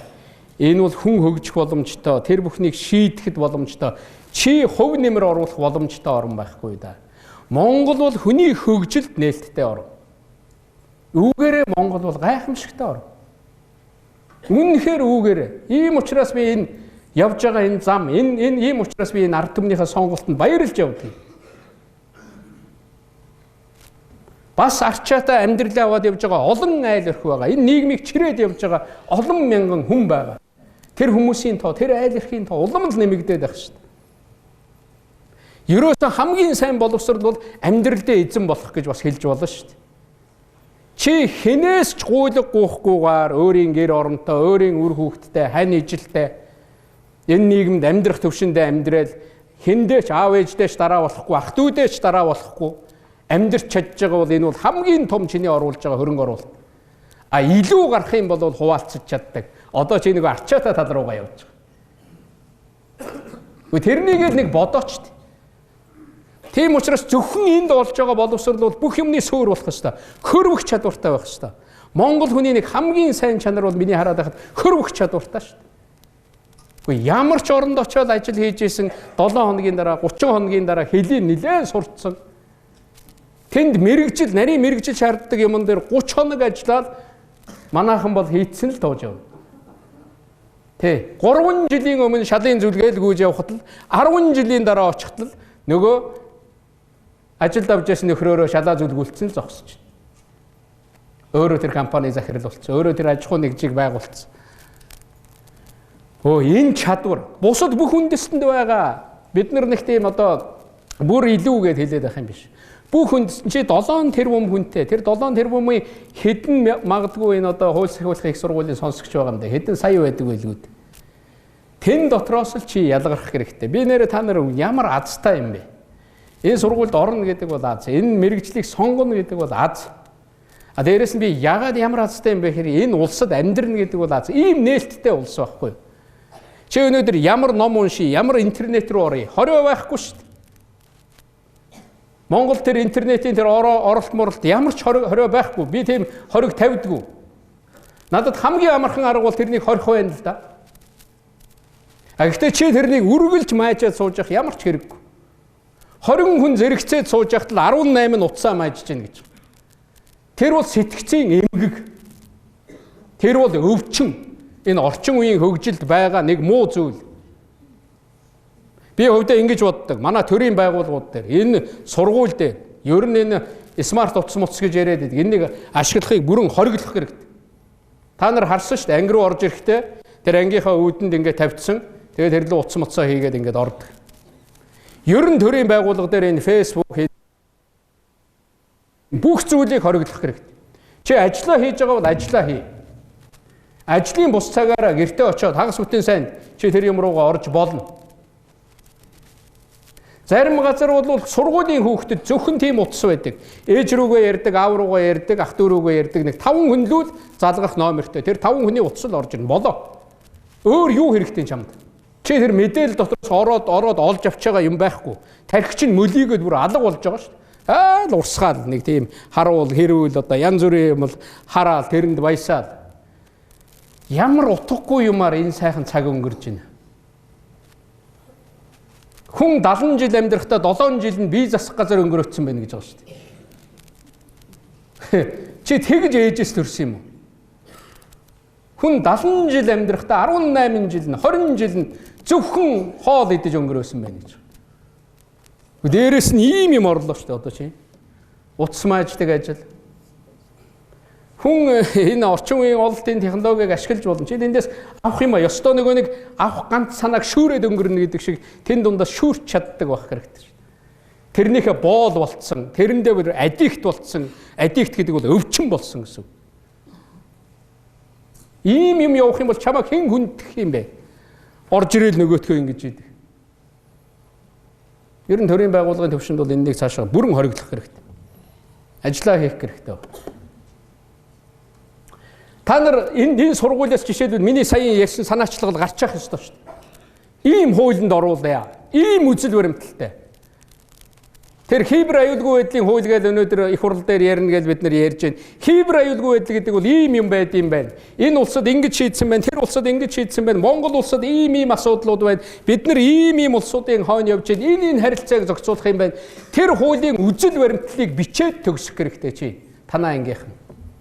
Би тэгвэл үнэлнэ чамааг. Тэгэхгүй чи нэг хідэн халдар цаас тэгээ ширээнийхээ болонд хийгээд сурсан гэ тэгээд нэг тэмдэгтээ төгсөх юм бол хизээч би чамааг үнэлэхгүй. Надад тэр хуулийн 10 хуулийн үзэл баримтлал бичсэн. Энэ нийгмийг өөрчлөх 103 хуулийн үзэл баримтлалыг бичсэн төгсөж явах хэрэгтэй. Нэг зүйлээр чи мэрэгссэн. Тэр хүний гарын мөрч гэдэг юм уу? Энэ тэлийн энэ хамгийн сайн зохион байгуулалтыг яаж хийж чадах вэ? Одоо тэр дороо нисгээд хардаг барьдаг болцсон. Одоо танахын шал арчдаг машин хийсэн байна. Маш зөв. Одоо дороо хийх хэрэгтэй. Би яагаад та нар азтай бай гэхээр ийм боломж та нарт байгаад л азтай бай. Энэ сургууль, энэ ангиуд одоо тэр дороо хийлдэ. Хүн сонсдог биш өөрөө гараараа барьж тэр тогн цохиулж тэр утас залгаж тэр батарей тэр нисдэг барьдаг юмыг тэр тогтоож тэр газрын татах хүчийг эсэргүүцүүлж босгож ээж чи тэрнийг л харна. Хамгийн шилдэг дороо та нараас гарах хэрэгтэй. Гэмт хэргийн газар бол айлын хашаа түгжээтэй нохоогоо тавьчихсан байна. Тэгэхэд нисгээд юмаа харчдаг. Сая тэр одоо нурцсан байшин дундуур ингээд оруулахад нэг 3 метрийн цаана байгаа юуг ингээд бид нар олох юм хийлээ гэж байна. Энэ эхлэл байхгүй. Айгуу сайн. Ямар сургуулийг хүн үнэлдэг юм? Их сургууль гэдэг бол тэр мэдлэг бүтээдэг газар байхгүй юу? Тэр мэдлэгч нь өөрөө үйлдвэрлэл болоод хүний хэрэгцээнд хэрэглэгдэх ёстой. 1000 дороо та нар хийлдэ. Энэ дээр ажиллаач. Монгол залуугийн хийсэн дороо тэр дэлхийн дорооны уралдаанд төрүүлгэлдэ. Энэ сургуулийн сонсогч ягаад ажиллахгүй байгаа юм бэ? Ягаад энэ жиг та нар ажиллахгүй байгаа? Ягаад ийм мэдээлэл надад ирэхгүй вэ? Энэ хуулийг ороод би утсан дээр та нарын утсан дээр зөндөө олон аппликейшн байгаа. Тэр аппликейшн та нар бичээчтэй. Бүрэн боломжтой шүү дээ. Тэр программыг та нар бичээч. Би тэр хууль руу болоход хууль сахиулахыг сургууль гээд ороход л ерөөсөө нэг товч дарахтал над бүх юм нь байж идэг. Нэг товч дарахтал би тэр хуулийн тухай ойлголт бүр нэрээ байж идэг. Хүүхэд харсан ч гэсэн байж идэг. Бичиг үсэггүй хүн ч харсан гэсэн байж идэг. Зүгээр зургаараа ойлголцсон байдаг юм байна л шүү дээ. Чи шөхрөө өнөөдөр аваад гар гэдгийг л шөхөрний зураг явуулахтал тэгээд ойлгоцсон. Тэр өөр хэлтэй хүн ч ойлгодог. Гэхдээ энэ амьдралын бүх хэрэгцээнд зориулж хийж байна. Та нар одоо уул уурхаа мал хоёроо дагаад Монгол хөгжинэ гэж бодоод байна уу? 20 жилийн дараа 30 жилийн дараа бид нар дэлхийд үүгээрээ л өрсөлдөнө. Энэ програм хангамж, энэ одоо мэдээллийн технологийн энэ өсөлт, энэ юмараа бид нар өрсөлдөх юм аа. Тийм учраас энэнийг энд хийж явах хэрэгтэй. Нэг тийм уралдаанд ороод, нэг тийм юмд ороод, та нар үнэхээр сайн багш байгаа бол тэр чиглэлийнхаа сэтгүүл дээр, тэр одоо чиглэлийнхаа юмар, тэр нээлт тэр юмараа нэг одоо сайхан мэдээ юу хэвлүүлэлт. Монголын энэ өдөр тутмын сонин дээр чиний хамгийн сайн статья гаргал дээ тэр судалгааны. Оо миний эрдэм шинжилгээний юмыг хүн уншихгүй байх гэж чи унштал нь тийм сонирхолтойгоор хийлдэ. Хүн араас чинь утасддаг болтол хийлдэ. Чамд энэ оюун ухаан, энэ боломж чамд байгаа байхгүй. Чи эхээс төрхтөө тарихтай боломжтой төрчихсөн байхгүй. Тэгээ тэрнийг хөгжүүлэх юм бол арай илүү байж болох, арай илүү бусдаас ялгах боломж чамд байна гэж би хэллээ шүү дээ. Монгол хүнд байгаа. Энийг яагаад хийхгүй? Энэ ажлуудыг хийх хэрэгтэй. Тэр шүүхийн шийдвэр гүйцэтгэх, тэр одоо тэр гүйцэтгэх ажил, тэр одоо тусгай хяналт, тэр бүх юм тэн дээр шаардлагаж байгаа маш олон төрлийн юм өнөөдөр дэлхийд байхгүй байж болно. Чи заавал цаасан дээр дарддаг биш. Одоо юу байдгийг? Шал өөр юм. Өнөөдөр 3D гэдэг юм одоо дэлхийд төлөвлөрсөн. Одоо энэ 3D-гээр 3D-гээр одоо 10 жилийн дараа 5 жилийн дараа байшин барих гэж байна шүү дээ. 3D-гээр машин үйлдвэрлэх гэж байна. Компьютер руу орууллаа, би гэртээ суужгаад унах машинаа шууд гаргаж ирээд бариад яв. Чи хаана явж байгаа юм бэ тэр тэгж яхад? Хүн өнөөдөр сууж яхад 50-тай байхад аавын чинь тархийг компьютер руу буулгаад тэнд хадгалчаад тэгээд алтаа өөд боллоо тэнд 50-тай. Тэгээд нэг хоног дарахад аав чинь гарч ирээ сайн уу миний хөө. Нөгөө ачийн зураг хэд байна гэ тэгээд хадгалцдаг юм болох гэдэг шүү дээ. Оюун ухааныг ингэж хадгалах гэдэг. Энэ баавга энэ тэрийг судлаад одоо өөр гариг руу явахын тулд 12,000 жил ч юм уу гэрлийн хурдаар нисхийн тулд одоо хүнийг хамгийн сайн юу бол тийм ичих одоо тийм байдалд оруулаад ичнэ гэдэг чинь нөгөө ичдэг амтан. Тийм байдалд оруулаад явуулъя гэж судалж шít. Сая тэр сайенс гэдэг одоо сувгаар тэгж ярьж байна. Та нар тэрнийг үздэг юм уу? Би улс төрд явж байгаа. Би хоёр хөрштэй. Манай урд хөршийн дарга зэрэг тэнд юу хэлж гин их хурал дээр юу ярьж гин би бүгдийг харж байна. Би хойд хөршийн дарга сая тэр дуумда ямар үг хэлж гин би тэрнийг харж байгаа. Тэр Америкийн ерөнхийлөгч гээд хүн сонгогдоод гараад ирж гин би тэр хүний бүх үгийг би өнөөдөр хараа сууж байна. Дэлхий ямар болох гээд байгаа. Энэ хүмүүс дэлхийн орчлон юу гэж харж байгаа. Чи ийм төвшөнд байх хэрэгтэй. Эннийг ойлгодог, авдаг. Тэрэн дундаас юм авдаг. Би ийм хүн гээд онгироод ах хэрэггүй л. Чи тийм төвшөнд байж дэлхийд энэ бүс нутагт Монгол улс гэдгийг таниулж энэ улсын жим банк нэмэгдүүлэхийн төлөө чи ажиллаж чадна шүү. Та нар минь хаа явна? Чимээгүй л суугаад ах юм. Тэгэхээр ийм хэмжээнд та бүхэн нэг очих хэрэгтэй. Ийм зүйлийг яриулдаг байх хэрэгтэй. Би сая багш нар дарга нараас асууж ирсэн энэ нийгмийн янз бүрийн улсуудад та нар уулзалт хийж байгаа биз дээ. Хийдэг л гэсэн. Оюутнууд одоо энэ групп болоод чиглэл болоод ингээд хүмүүстэй уулзж явах хэрэгтэй. Миний дээд сургуульд сурж явах тэр Харвардын тэрд харж байхад тэр ямар учраас дэлхийн нэгд яваад идгийг гээд ингээд ойлгоод байхад тэрэн дотор тэр олон ганц нэг илүү юм тэр байгаа. Тэр дэлхийн одоо тэр өстой өнгө болсон тэр бодлогыг тодорхойлж байгаа тэр улсыг дуудаж ирээл оюутнуудынхаа өмнө яриа хийлгэж идэв. Тэгээ энд сууж ингээд унтаж өөргөлж гарах юм бол ямар юм байгаа юм бэ? Чи миний үгнээс нэг ганц үг тогтоогоод авал та.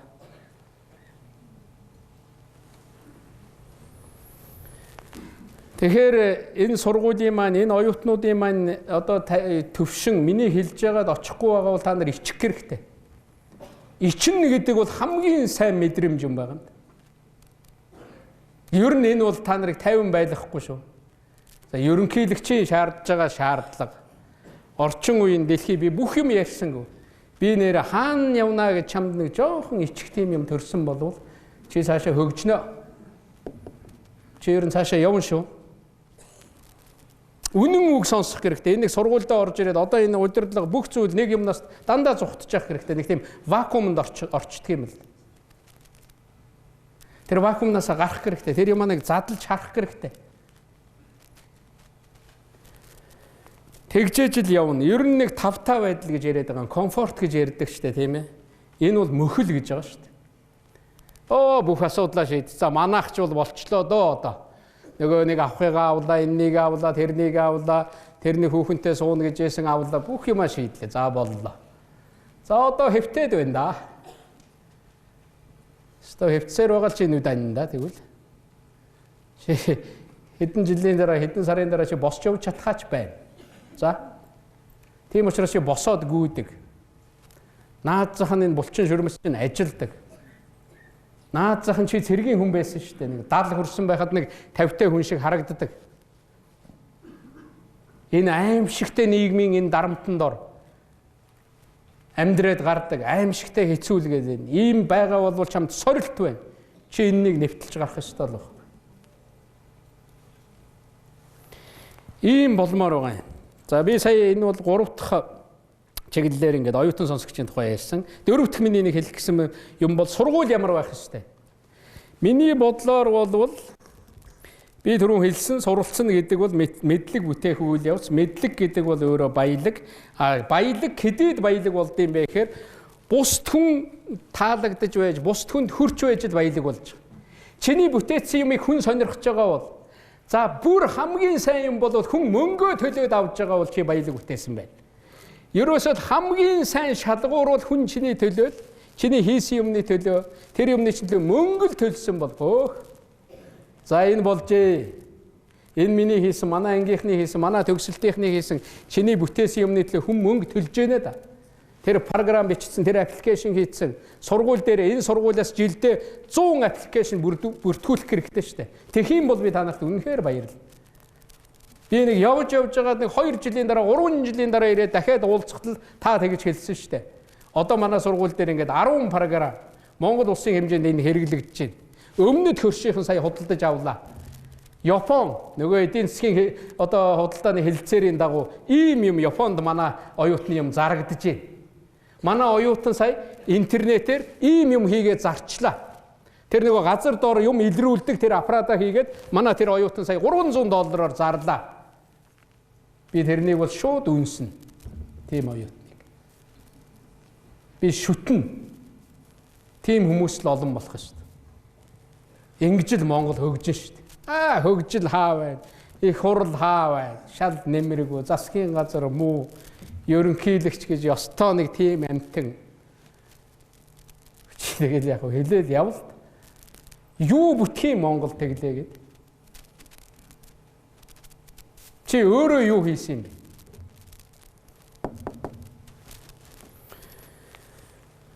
Тэгэхээр энэ чиглэл рүү их явах хэрэгтэй гэж би боддог юм.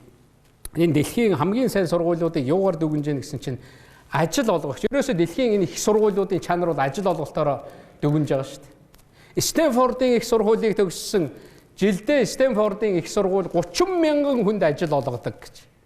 30 мянган оюутан төгсөхгүй байгаа. Стэнфордын их сургуулиас магадгүй 5 мянган оюутан төгсөж болно.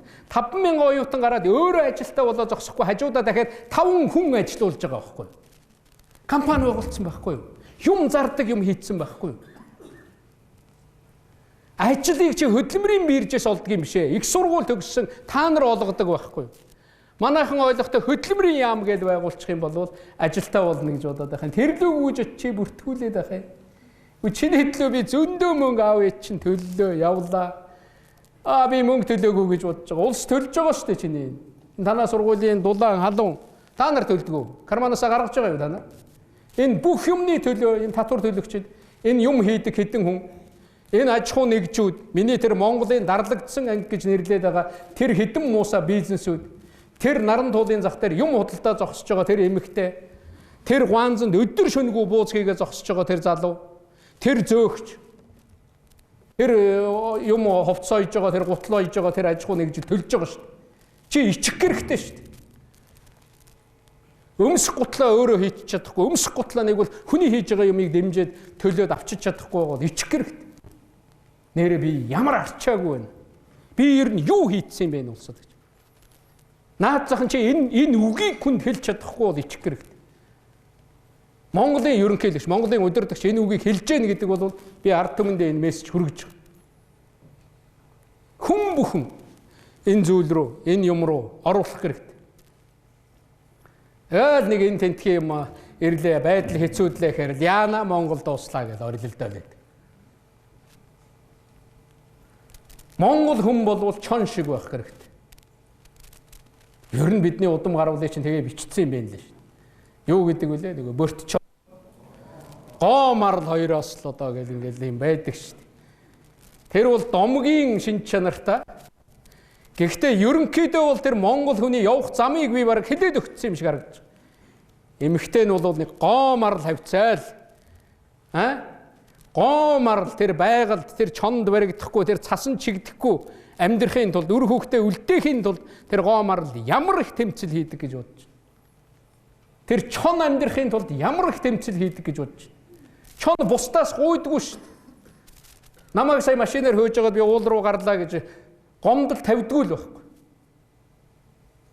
Чон бол өөрөө амьдралээ зохицуулаад явдаг, өөрөө хоолоо олж идээд явдаг байхгүй. Монгол хүмүүс тийм л болох ёстой.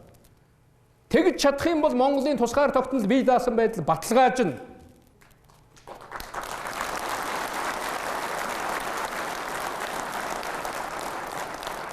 Эннийхээ төлөө үгээ хэлж чаддаг, зогсож чаддаг, эрх ашгаа хамгаалж чаддаг байх ёстой. Дэлхийн ямар ч төвчний удирдагчтай уулзаад чамд юм тулгахад биш ээ. Хамгийн түрүүн би Монгол улсын ерөнхийлөгч, хамгийн түрүүн би Монголын ард түмний эрх ашгийг илэрхийлж байгаа. Миний ард түмний эрх ашиг энэ асуудалтай нийцэхгүй байгаа. Чи ингэж хэлж чаддаг байх хэрэгтэй. Энэ манай хамт олонны, манай сургуулийн ийм чадварыг чи эндээс авах хэрэгтэй байгаамаа. За хамгийн гол юм сургууль дээр энэ одоо чиглэлийн сургуулиудын хамгийн шилдэг хөтөлбөр танаад байх хэрэгтэй. Сая би бас нэг сайн мэдээ сонсч л байна. Ганц нэг газараас гадаадын сонсогч ирж сурвэ гэж одоо хүсэл тавьж байгаа гэж. Одоо танаа сургуулийн бүтээгдэхүүнийг хүн үнэлж байгаа байхгүй. Монголд очоод сурахад айгүй бол би өөрийнхөө оронд байгаа сургууль сурснаас илүү ийм нэг юм олж авандаа гэж бодож байгаа. Афганистанд инкийг сахиулах гээд байж байгаа манай инкийг сахиулагч нэрдээ гадны зарим нэг инкийг сахиулдаг офицер, зарим нэг генерал ирж гин гэж. Та орох гээд ингэдэг. Гэхдээ та яах гэж? Гэхдээ танаа энэ руу оръё. Яах гэж байгаа гэсэн. Гэхдээ танахныг харъя гэ. Яах гэж байгаа харах гээд гайхахаар. Гэхдээ тэр Монгол цэргийг хармаар бай. Тэгэхээр нөгөө үлгэрийн юм шиг юм байж гин гэж бодож шít. Тэгтэл чи нэг гараад ирсэн нэг үлбийсэн юм зогсож байвал одоо яах вэ? Чамайг Баатар эргэж харж шít. Тэр Чингисийн Баатар ирсэн сууж гин гэж харахгүй юу? Энд 150 зэрэг байна гэсэн 150 Чингис ирээ сууж гин гэж харахгүй юу? Зүгээр л тэрнийг нэг хараад гармаар байна гэж. Үгүй зүгээр хүнд өөрийгөө харуулаад улсынхаа нэрийг мандуулах боломж чамд байна шүү. Танаа сургуульд сурмаар байна гэдэг. Мөнгө алга байна, төсөв алга байна. Чи гадны 300 оюутан өнөөдрийн Монголын зүгээр л их сургуулийн тарифаар төлбөртэй аваад сурахад зөндөө олон мөнгө танад орж ирнэ шүү дээ. Чи гадны 300 оюутан ирээ сурахад та нар өөр хүмүүстэй, өөр хэлний хүмүүстэй харьцаа та нар баян болно шүү дээ. Тэгэхээр хамгийн шилдэг хөтөлбөр. Та нар юу хийж чадах вэ гэхээр хамгийн шилдэг хөтөлбөртэй байж чадна. Аз номхон далайн бүст танаа сургуулийн танилцуулган дээр би харж байсан. Бүс нутгийнхаа ижил одоо төрлийн ийм сургуулиудтай бол ер нь л энэ тэнцээ үзмээр л юм бичсэн байлээ. Болоо штэ. Наад зах нь тэгж бичнэ гэдэг чинь. Болоо штэ. Энэ тэнцээ үзэн одоо өрсөлдөн гэж.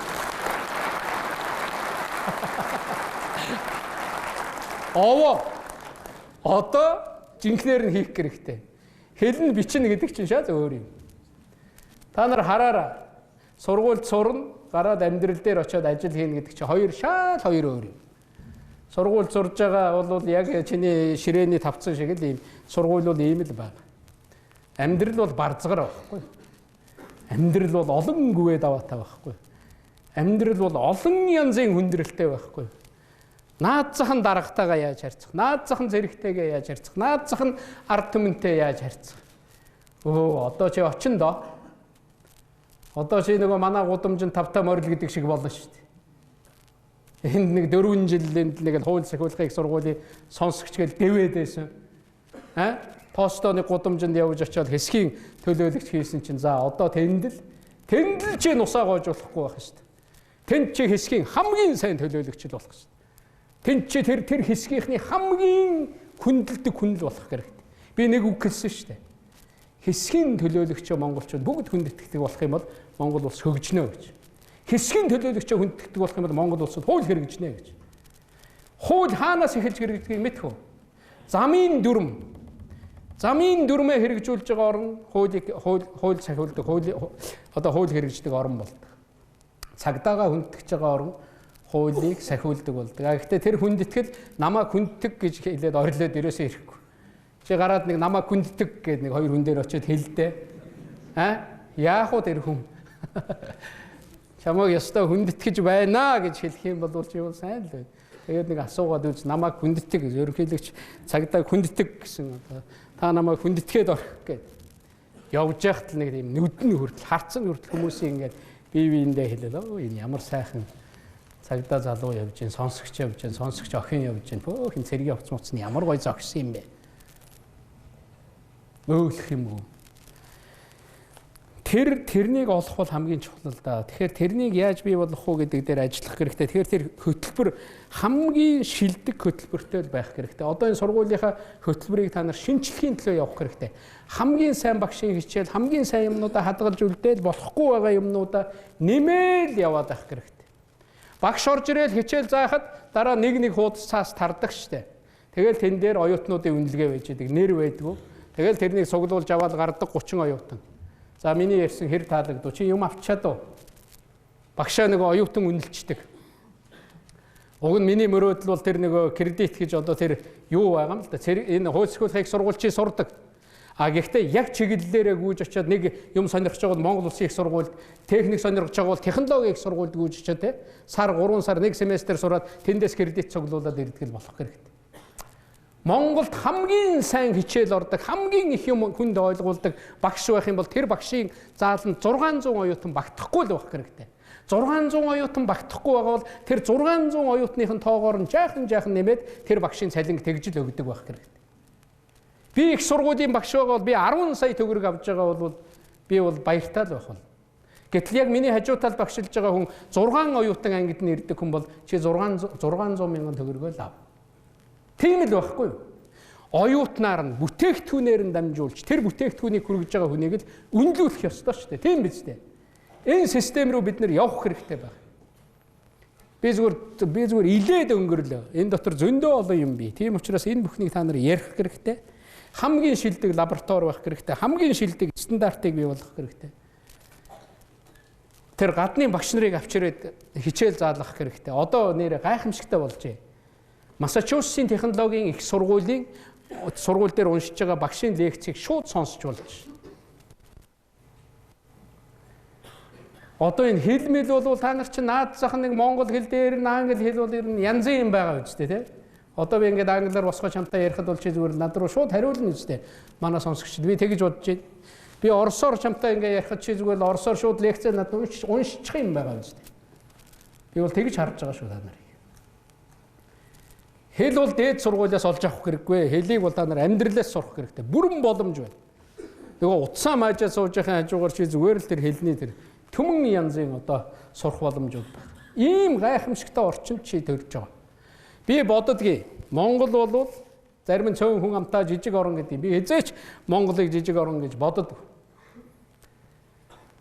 3 сая хүнтэй. Миний 3 сая ард түмэн бол 300 сая хүнтэй улстай адилхан л байх ёстой. Чи 300 сая хүнтэй яаж адилхан байх гээд байна?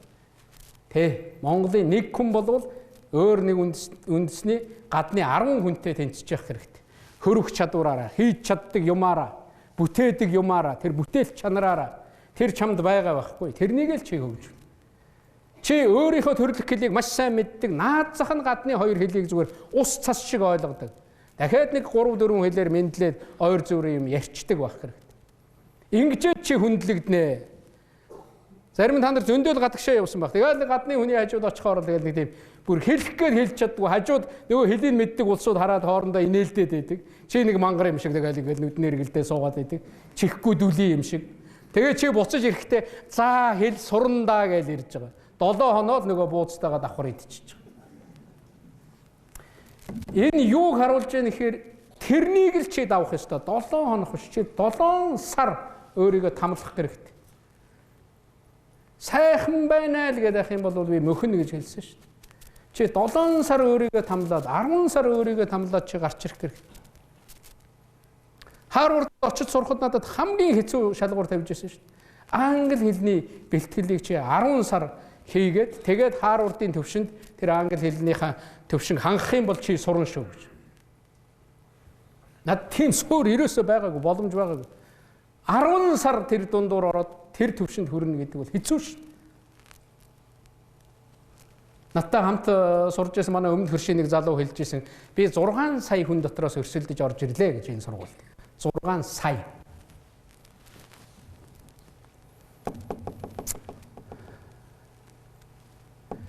Одоо би та нарыг бол нэрээ үнэхээр мундаг гэж ойлгож байгаа. Тийм байх хэрэгтэй. Тэгэхээр Аз номхонд энэ бүс нутагта тэр стандарт тавьж байгаа зүйлээр өрсөлдөх хэрэгтэй. Гадны багш нар маш их ирж хичээлээ заах хэрэгтэй. Үнэхээр шилдэг хөтөлбөр энд гаргаж чадахгүй байгаа бол та нар тэр бүх хамгийн сайн чиглэлийн сургуулийнхаа юугаар ороод хамгийн сайн хөтөлбөрүүдийг татаж авах хэрэгтэй. Оюутнуудаа ийм боломж олго, багш нартаа ийм боломж олго, тэрнийг оруулаад ирж байгаа багш оюутнуудаа жаахан урамшуул. Ингээл цаашаа явна шүү дээ. Тэгээд тэр одоо тэр Оросоос одоо сая хэлжсэн би нэрээ миний нэг бодол байд. Оросоос бид нар бүр тэр цаанаас улсууд авдаг Европын чиглэлээс улсууд ирдэг юм. Наад зах нь манай энэ хойтлын бүрээд наад зах нь халимгууд.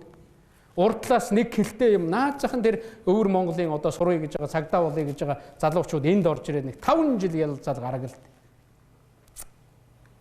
Шал өөр болно шүү. Монголчин дэлхийн том үндэстэй явсан байхгүй. Хэд тасарсан. Бид нар боловсролд нь соёлд нь бас ингэж хамтарч ажиллая л. Тэр улсуудтай очиод энэ гадаад харилцаа хариуцдаг танаа одоо тэр сургуулийн тэр хариуцж байгаа нөхөр бол ерөөсөө энд байж явах бараг хэрэггүй. Тэнд очлоо 3 хоног юу яалаа, ярьлаа, багшлаа, хичээллээ, нэг гэрээ авчирлээ, 2 оюутан авчирлээ, 3 багш авчирлээ. Наад зах нь гадны хүн харахад та нарт сонирн биз дээ. Өөр сэтгэлгээ, өөр төвшин. Оюутнууд ирлээ. Тэгээд энэ сургууль дээр нэг их чухал юм байдгийг. Сургуулиуд юугаар өрсөлдөг? Би гадны их сургуулийн багш нар, оюутнууд, мундаг оюутнууд энд хүрээд ирэхээр би нэг юм хэлдэг. Та нар Монголд ирээч, Монгол улсын ерөнхийлөгч урьж байна. Монгол улсын ерөнхийлөгчийн тамгын газар ирээд та нар одоо тэр дадлага хий. Тэр оюутнууд. Тэгээ манай Монголд ирээд кейс гэж юм байгаад байгаа. Болсон үйл явдлыг бичдэг. Ер нь гадны энэ бичсэн тэр багшийн ном мундаг гэдэг биш байхгүй юу? Тэр бол тэр багшийн номыг чи уншиж болно, судалж болно, маш сайн зөв. Ганцхан юм байдгийг, ерөөсөө амьдрал. Тийм ээ? Цагдаа. Тэгэд нэг тийм хүнтэй тааралдаа тэр цагдаа ингээ тэрнээс бол зодолдоо тэр хүн ам үргэдээ тэгээд 13 жил шоронд суугаад гээд. Тэгээд тэр цагдаа явсаар байгаад ерөнхийлөгчийн өршөөлөөр гарч ирээд уучлалаар гарч ирээд гээд. Гэхдээ тэрнийг чи сурах хэрэгтэй шүү дээ. Яг тийм тохиолдолд чи яах байсан юм? Одоо тэрнийг хамгийн сайн шийдэл чи гаргаж ир. Тэрнийг бичсэн 10 хэдэн хуудас юм. Монголд ийм хэрэг гарлаа, ийм шууган гарлаа. Одоо зөндөөл олон шууган байна шүү дээ. Монгол чинь тэр чигээрээ л нийгмийн лаборатори байна шүү дээ. Энэ сэтгүүл сонингоор гарч байгаа бүх шууганыг чи энэний тухай, энэний учрыг чи олоод ир. Чи мөрдөн байцаагч. Тэрнийг тэр хуулийн байгууллагаар шалгуулна гэж байна. Одоо манай 2 оюутан очоод чи тэрнийг судлаад тэгээ шалгаад гаргаад ир. Юу нь буруу хийсэн, юу нь зөв хийсэн. Чи тэгэл үргэлж толгой дохиол, үргэлж нэг эвлүүлсэн зургийн дорол тэгэл боолн болоод явж явах юм уу? Тийм л байх та муу хог гэж комент өччихэл яваад байгаа юм чи. Тэрний өөдөөс босч ирээд, хүн босч ирээд ийм гэж хэлэхэд би 10 янзаар чи нотлоод тийм биш.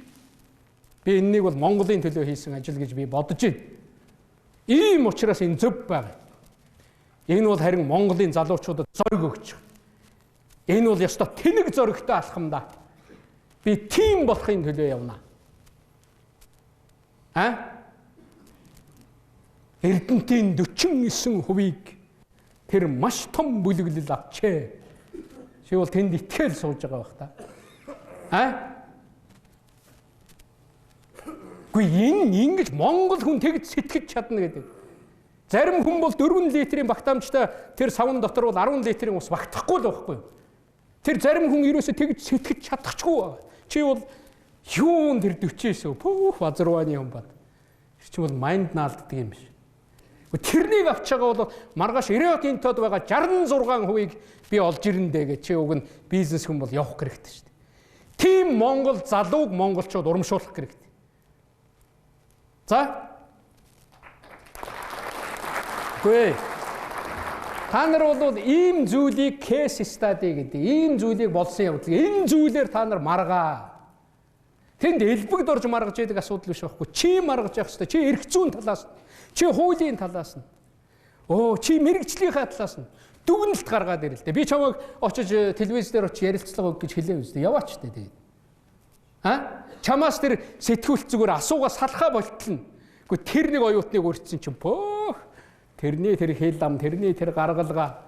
Тэрнийг аваад ирсэн чинь манай телевизийн үзэгчдийн тоо нэмэгдээд гээд тэгж явах хэрэгтэй. Чи тийм төвшөнд л хүрсэн байх хэрэгтэй. Багш нараа та нар тийм төвшөнд байх хэрэгтэй. Толгойд охиол. Чи өнөөдөр толгойд огч нь маргааш чи бөхин шүү. Монгол хүн бөхийж болохгүй байхгүй. Бодооч. Би ийм зүйлийн шийдэл, ийм юм бол эндээс гараасаа ийм гоё байгаасаа гэж бодож байгаа. Одоо тэр бодит амьдралаас сэдвүүлсэн жишээгээд 100 ийм жишээтэй болчих хэрэгтэй. Гэхдээ энэ Монголын утаа гэж бүгд орилдож шít. Энэ утаанаас яаж ангиж ирэх туга? Чи энэ нийгмийн хүн шүү дээ. Би цагдаа болох гэж байгаа утаа над тамаагүй гэх юм уу?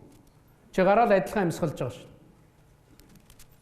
Тэгэхээр энэнийг яаж шийдэх үү гэж чи 100 төрлийн танаа сургууль дээрээс 10 төрлийн амьдралд шууд хэрэгжүүлэх боломжтой тийм санаа гарсан байх хэрэгтэй. Зарим юм утаатай газар хотуудад одоо тийм бүр юм утаас ордог тийм юм хийцсэн байна. Утаас ордог юм хэрэгслүү. Тэгээд утаа нь орж ирээд гарахтаа шууд цахилгаан болоод гарч ийн. Хийцсэн байна. Гэхдээ энэнийг чи яагаад хийхгүй байгаа юм? Чи тэр лаборатори тэр сургуулийн тэрнийг олсон улсуудыг энэ сургууль дээр өрөл та. Та нар хамтраад ажиллаач. Тэгээ энэнийг чи шийдээд хэч. Баян зүрх дүүрэг нэг харсан чинь нөгөө нэг Сүхбаатарын талбайг таллаад бороо орцсон байсан гэдэг шиг баян зүрх дүүрэг нэг харсан чинь ерөөсөө утаагүй л байж ивэл. Тэгсэн яасан бэ гэсэн манай хууль сахиулах их сургуулийн энийг шийдсэн юм а гэвэл нийгмээрээ алгадаж шүү дээ. Гоё байртай гэдгээр та нарыг мэддэг биш. Үүгээр та нарыг мэддэг болно шүү дээ. Чи ягаад энийг хийхгүй? Зөвхөн тэр утааг нь оруулаад гаргахад л бөгж хийгээ тавьчихсан л байна. Би харж ирсэн би залуучууд. Зөвхөн тэр утааг нь оруулаад гаргахад зөндөө олон химийн бүтээгдэхүүн гаргагдсан л байна. Зөвхөн энэ сургуулийнхаа замыг өөрчлөхтөл зөвхөн тэр замаасаа цахилгаан авдаг ийм сургуулиуд байж лээ. Тийм байгууллагууд дэлхийд гарцсан л байна. Гэхдээ танах ягаад тэгээ замаасаа цахилгаан авч болдгоо юм бэ? Хой. Гэхдээ чи тэрэн дээр ягаад ажиллахгүй байгаа юм бэ? Танаа сургууль.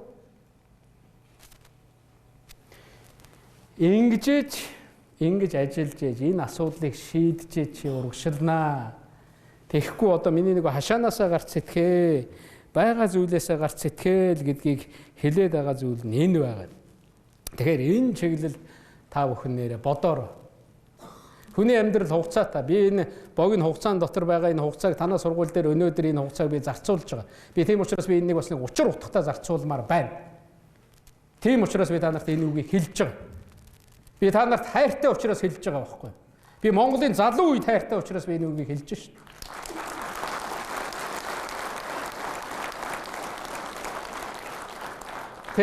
Би та нарт итгэж байгаа учраас хэлж байгаа. Түүнээс биш би заавал энэ дээрээ ийм юм яриад хийх ажил багтсандаа тэгж байгаа юм биш. Тавд нь би зүгээр Монгол улсын тухай, Монгол улсын ирээдүй энэ бүхнийг би юу гэж боддог вэ гэхээр төрүүчийнхаа нэг үгийг давтъя гэж бодож байна. Монгол бол хийж бүтээх эрх чөлөөтэй орн. Асар их олон асуудал шийднэ. Ер нь Монгол бол өөрөө байрлалын хувьд өвөрмөц байршилтай орн. Би энэ хоёр орны удирдагчтай уулзаад хэлж байсан. Анх Гуруулаа нэг уулзаа ихэд миний анхны үндэслэл. Ерөөсөө Монгол энэ хоёр орны дунд байдаг бүтнээрээ оршдог цорын ганц орн шүү. Ягаад 3 орны ерөнхийлөгчнийг суугаад ярьж болдгүй юм бэ гэж. Тийм санаа намайг дэвшүүлж яхад манай гадаад яамнаас зарим нөхдүүд энэ бол хизээч бүтэхгүй санаа. Наадах чинь хинч хүлээж авахгүй. Хүлээж авна даа. Би ярина даа гэж яриад энэ уулзалтыг би 3 удаа хийчихлээ. Ийм байх хэрэгтэй. Чи ажилдаа эзэн болох хэрэгтэй. Чи ард түмний итгэлийг хүлээсэн бол тийм төвшөнд ажиллах хэрэгтэй. Тэр хүмүүс хүндэтгээд ирээд хамт суугаад ярьдаг. Гуруула асуудлаа гуруулангийнх нь эрх ашигт нийцж байгаа. Тэр дамжин өнгөрөхтэй тэр татвар түрээс тэр юм ярьж чаддаг. Тийм төвшөнд бид хүрэх хэрэгтэй. Тэгэхээр Монгол өөрөө өвөрмөц байршилтай. Монгол өөрөө маш хүндрэлтэй. Асуудал шийдэхэд хэцүү шүү. Монголын цагдаа байна, Монголын хууль сахилгын ажилтан байна гэдэг тийм амар зүйл биш. Энэ нийгэмд өнөөдөр маш олон асуудал байгаа. Хүндрэл бий. Хүндрэл байна гэдэг бол чамайг чангалах, чамайг цаашаага чадваржуулах ийм нэг сорилт байна л гэж чи бодох хэрэгтэй л гэж би хэлэх гээд байна. Гэхдээ өнөөдөр бидний өмнө тулгамдж байгаа асуудлаа бид нар шийдэхийн төлөө явах хэрэгтэй. Би Монголын хөгжлийн философиг бол өөрөөр хардгийг. Бид уудам газар нутагтаа. Бид бол далаад гарцгүй орон. Бидэнд тэр нь алга. Бид олон зүйл бидэнд дутуу байна. Яаж бид энэнийг нөхөх вэ? Тэгэхээр би хүнээрээ нөхөн л гэж боддог. Монгол улс давуу байдлаараа нөхөн гэж боддог. Монгол улсад давуу байгаа зүйл бол тэр уудам газар нутаг энэ Монгол хүмүүс. Монгол хүндээ бид нэр итгэх хэрэгтэй. Монгол хүнээрээ дамжиж л Монгол улс хөгжинэ. Монгол хүнээрээ дамжиж Монголын тусгаар тогтмол баталгаажна. Тэ. Би тэгж боддог. Тийм учраас би энэ хүний эрх хэрэгчлөөнд би хайртай байдаг. Монгол хүн бүхэн ганцхан ерөнхийлөгч нь эрхтэй байдаг ш. Монгол хүн бүхэн эрхтэй байх ёстой гэж бодож тэр хувьсгалын төлөө явсан. Тэр эрхийг олгохын төлөө явсан байхгүй. Том орон олон янзын үндэстэн олон янзын одоо тэр холбооны олон янзын хурц чадсан улсад магадгүй тэр ерөнхийлөгч нь магадгүй тэр төв удирдлага нь маш хүчтэй байх хэрэгтэй. А Монголд бол ард түмэн хүчтэй байх хэрэгтэй. Ард түмэн хийдэг чадвартай, ард түмэн бүтээдэг чадвартай, ард түмэн эрхтэй байх хэрэгтэй. Гүтгэлгэнд хариу өгдөггүй. Би ямар учраас хүмүүсийн гүтгэлгийг чи намайг гүтгээд битсэн байхад би цагдаад хэлэхгүй байгаа. Би нэг ч удаа шүүр шанаг болтлоо 27 жил буудуулж явахдаа гүтгэлгийн муухай сумаар би нэг ч хүний өдөөс гомдол гаргаж үзээгүй. Чи ийм төвчээртэй болох хэрэгтэй. Тэ.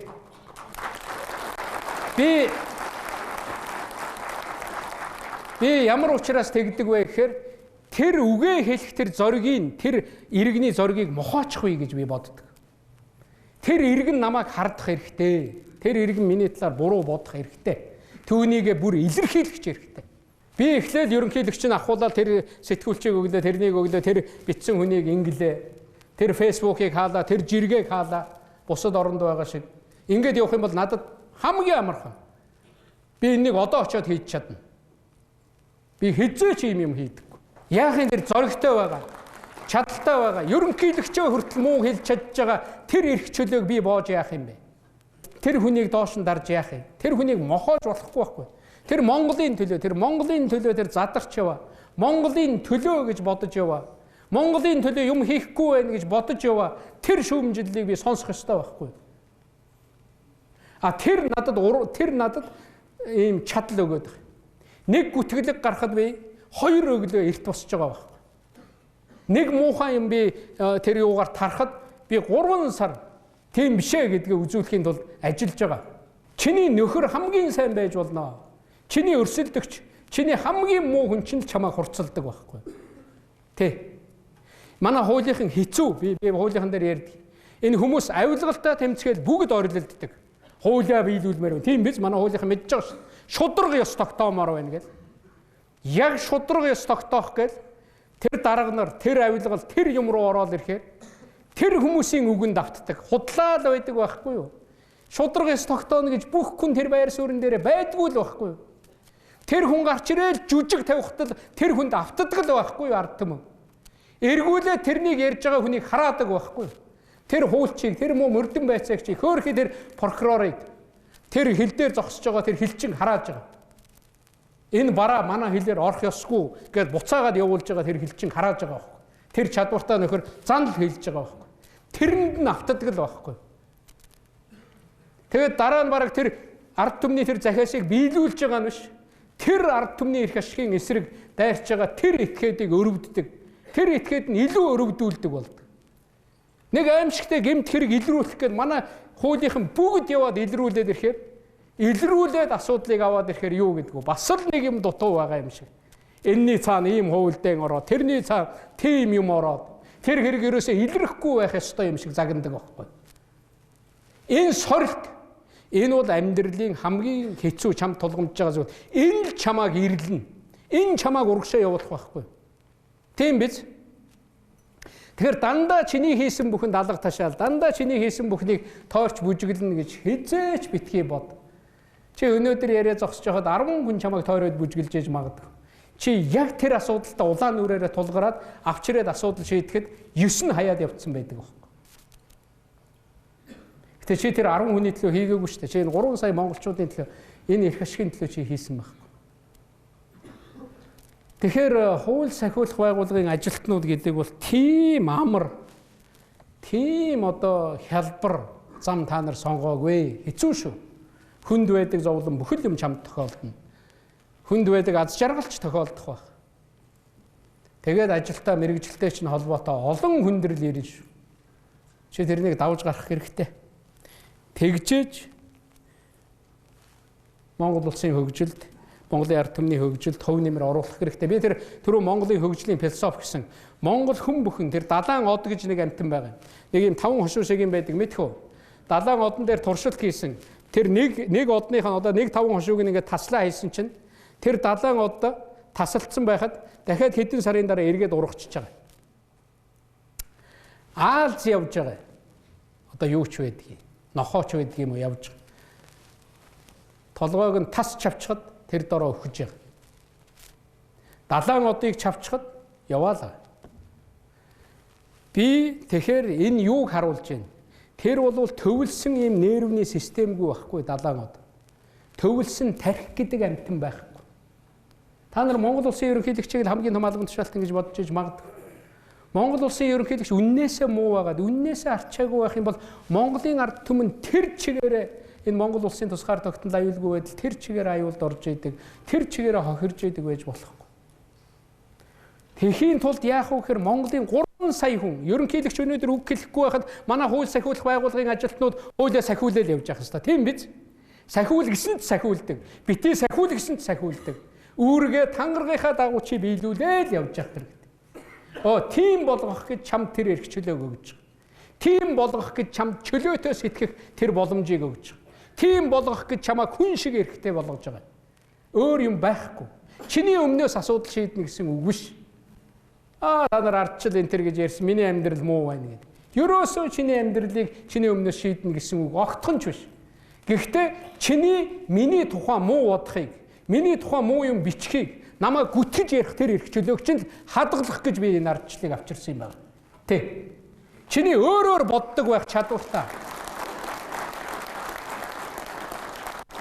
Хүн шиг байх, хүн чи хувь хүн шүү дээ. Чи яг 7 тэрбум хүнтэй яг чамайг харьцуулахад энэ 7 тэрбум янз байхгүй. Чи тэрний нэгэн шүү дээ. Чи тийм агуу байхгүй.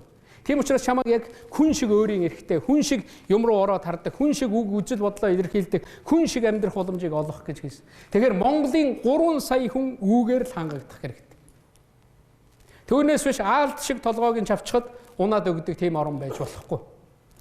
Их хурл муу ажиллаж байгаа засгийн газар муу шүүмжилж болно. Тэрнээс болоод бүгдээрээ муу болж болохгүй. Тийм биз дээ. Нэг хэсэг нь тэр ард түмнээ, нэг хэсэг нь авч явдаг тэр үүргээ биелүүлээд гялалцтал монголчууд явж явах хэрэгтэй. Энэ саарл ордонд муу үйл ажиллагаа байж байгаа тэнд байгаа сумын дарга зүгээр гялалцтал сумаа өөдөн татах ёстой байхгүй. Тийм биз дээ. Тэр суманд амьдарч байгаа хүмүүс чинь гялалцтал хурлаа хийгээд удирдаа тэр цас суднаасаа гараад тэр одоо бүтээгдэхүүнээ үйлдвэрлээд тэр сум бий даатсан байх хэрэгтэй. Тэр аймаг босоод ирэх хэрэгтэй эдийн засгийн хувьд. Ингэх юм бол Монгол босно. Энэ эрх чөлөөг чамд авчирж өгч байгаа. Энийг л бүтээх эрх чөлөө гэж нэрлэдэг байгаа. Энийг л та нар Монгол хүн болж төрснөөрөө азтаа шүү гэж хэлээд байгаа. Тэ. Чи ингэж хийж чадах юм бол энэний чин төлөө чамайг шийтгэхгүй, энэний чин төлөө чамайг цагдаа дээр дуудахгүй, шүүхээр оруулахгүй гэж хэлээд байхгүй да. Одоо ойлгож байна уу? Ийм сонголтыг хийснээрээ Монголын ард түмэн гавьяатай байхгүй. Тэгэхээр бид нар ард түмэндээ баярлж явах хэрэгтэй. Ийм учраас Монгол бол заавал тийм нэг тархитай биш. Монголын тэр 3 сая гаруй ард түмэн бүгдээрээ өөрийн толгойтой, өөрийн эрх чөлөөтэй, өөрийн чадвартай би хэлсэн шүү дээ. Чи наацх нь 10 хүнтэй тэнцэж амьдраа гэж. Чи болж игэл 100 хүнтэй тэнцэж амьдраарай. Илүү гарч амьдр. Чи ганцаараа биш. Ингүүл Монгол хөгжинэ. Бидний ард Монголын түмэн үе ирж яваа шүү. Тэ. Тэгэхээр энэ үгийг бид нар хойч үедээ хэлж ингэж үлдээж явах ёстой л гэж ингэж бодож байгаа юм. Тэгээ би түрүүн нэг зүйлийг ажигласнаа та бүхэнд хэлжсэн. Тэгэхээр би бас нэг юм хэлье гэж бодож байна. Бичиж тавих хэсэг нь та бүхний асуудал. Би зүгээр өглөө бодож байгаа. Ийм нэг хоёр үг бодсон. Хууль бол Монгол улсын хаан юм. Хууль сахиулагч бол манай нийгмийн хамгийн чухал алба юм аа гэж.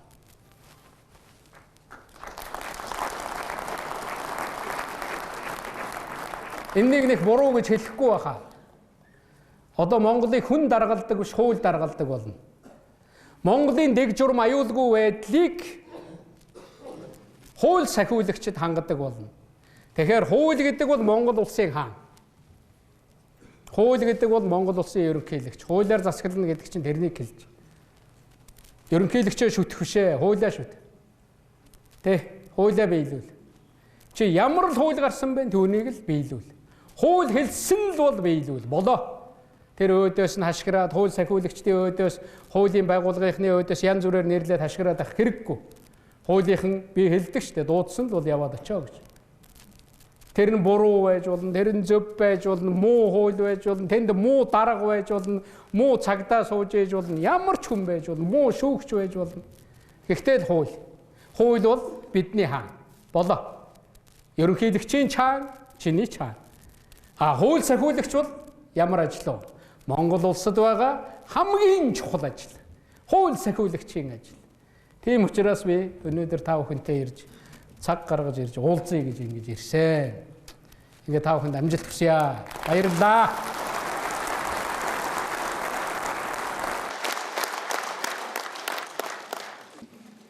Бидний сонирхолтой нэг хэсгийн амьдрал бод.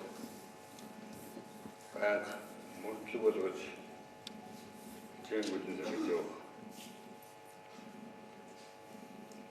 Асуудлыг олон асуудлыг үүсгэн урам зориг хэрэгсэн. Сонирхолтой лекцж болж өгсөн. Монгол улсын ерөнхийлөгч Монгол улсын эсвэлцний гүмэлсэн. Тодорхойлж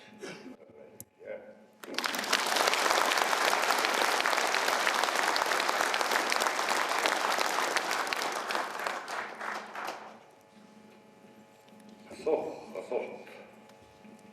байна.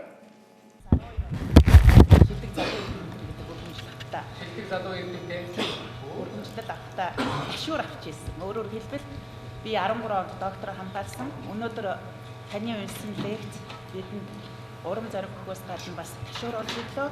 Тэгээд зүгээр судлаач ахаа хувьд нэг л зүйл тодруулж хэлэх гэсэн. Аюулгүй байдлын асуудал, төр жасны уламжлал ялангуяа төрийн залгамж чанартай айгүй холбогддог. Таны хувьд таны тэр Монгол төрийн залгамж чанар энэ сонгуулийн богино хугацаатай 4 жилийн хугацаанд хэр сайн байгаа вэ? Дээрээс нь төрийн ой санамж гэдэг асуудлыг та юу гэж бодож байна? Тэгэхээр зөвхөн нэг зүйлийг хэлье. Миний ажил болохгүй байх, бидний ажил явахгүй байх, энэ хууль буруу байх, энэ буруу байх гэдэг. Тэр зүйл ерөөсөө байж болохгүй юм. Төрийн албаа хууль зүйн байгууллагын юм. Сая судлаачдын хувьд бол энэ хуулийн дээр заасан энийг ингэ сайжруулах боломжтой. Ийм асуудал байна, энийг шийдэх боломжтой. Тэр асуудлаа дэвшүүлж ингэж явах бол хамгийн чухал зүйл. Миний нэг хэлдэг зүйл бол ийм байна. Энэ хуулийг хэрэгжүүлэх боломжгүй байж гэдэг юм уу? Хууль гарсан бол манай хууль зохиолагчдын нэг зарчим байгаа сэргийнхний ерөөсөө ард түмний гарсан бол чи биелүүл. Биелүүлж чадахгүй чи ажиллаа. Чи энэ албанд хэлчихгүй. Тийм биз дээ тийм. Тэрнийг амьдралд бол олон юм тохиолдож болохгүй байх асуулт шаардлагатай зүйл байна гэвэл ингээд засварлаад явах хэрэгтэй. Би хөөдөө Монгол орнд маш олон одоо шинжлэх шаардлагатай, өөрчлөх шаардлагатай хууль тогтоомж их олон зүйл байгаа гэж боддог. Тэрэн дотор одоо үндсэн хуулийн тухайч асуудал яригддаг.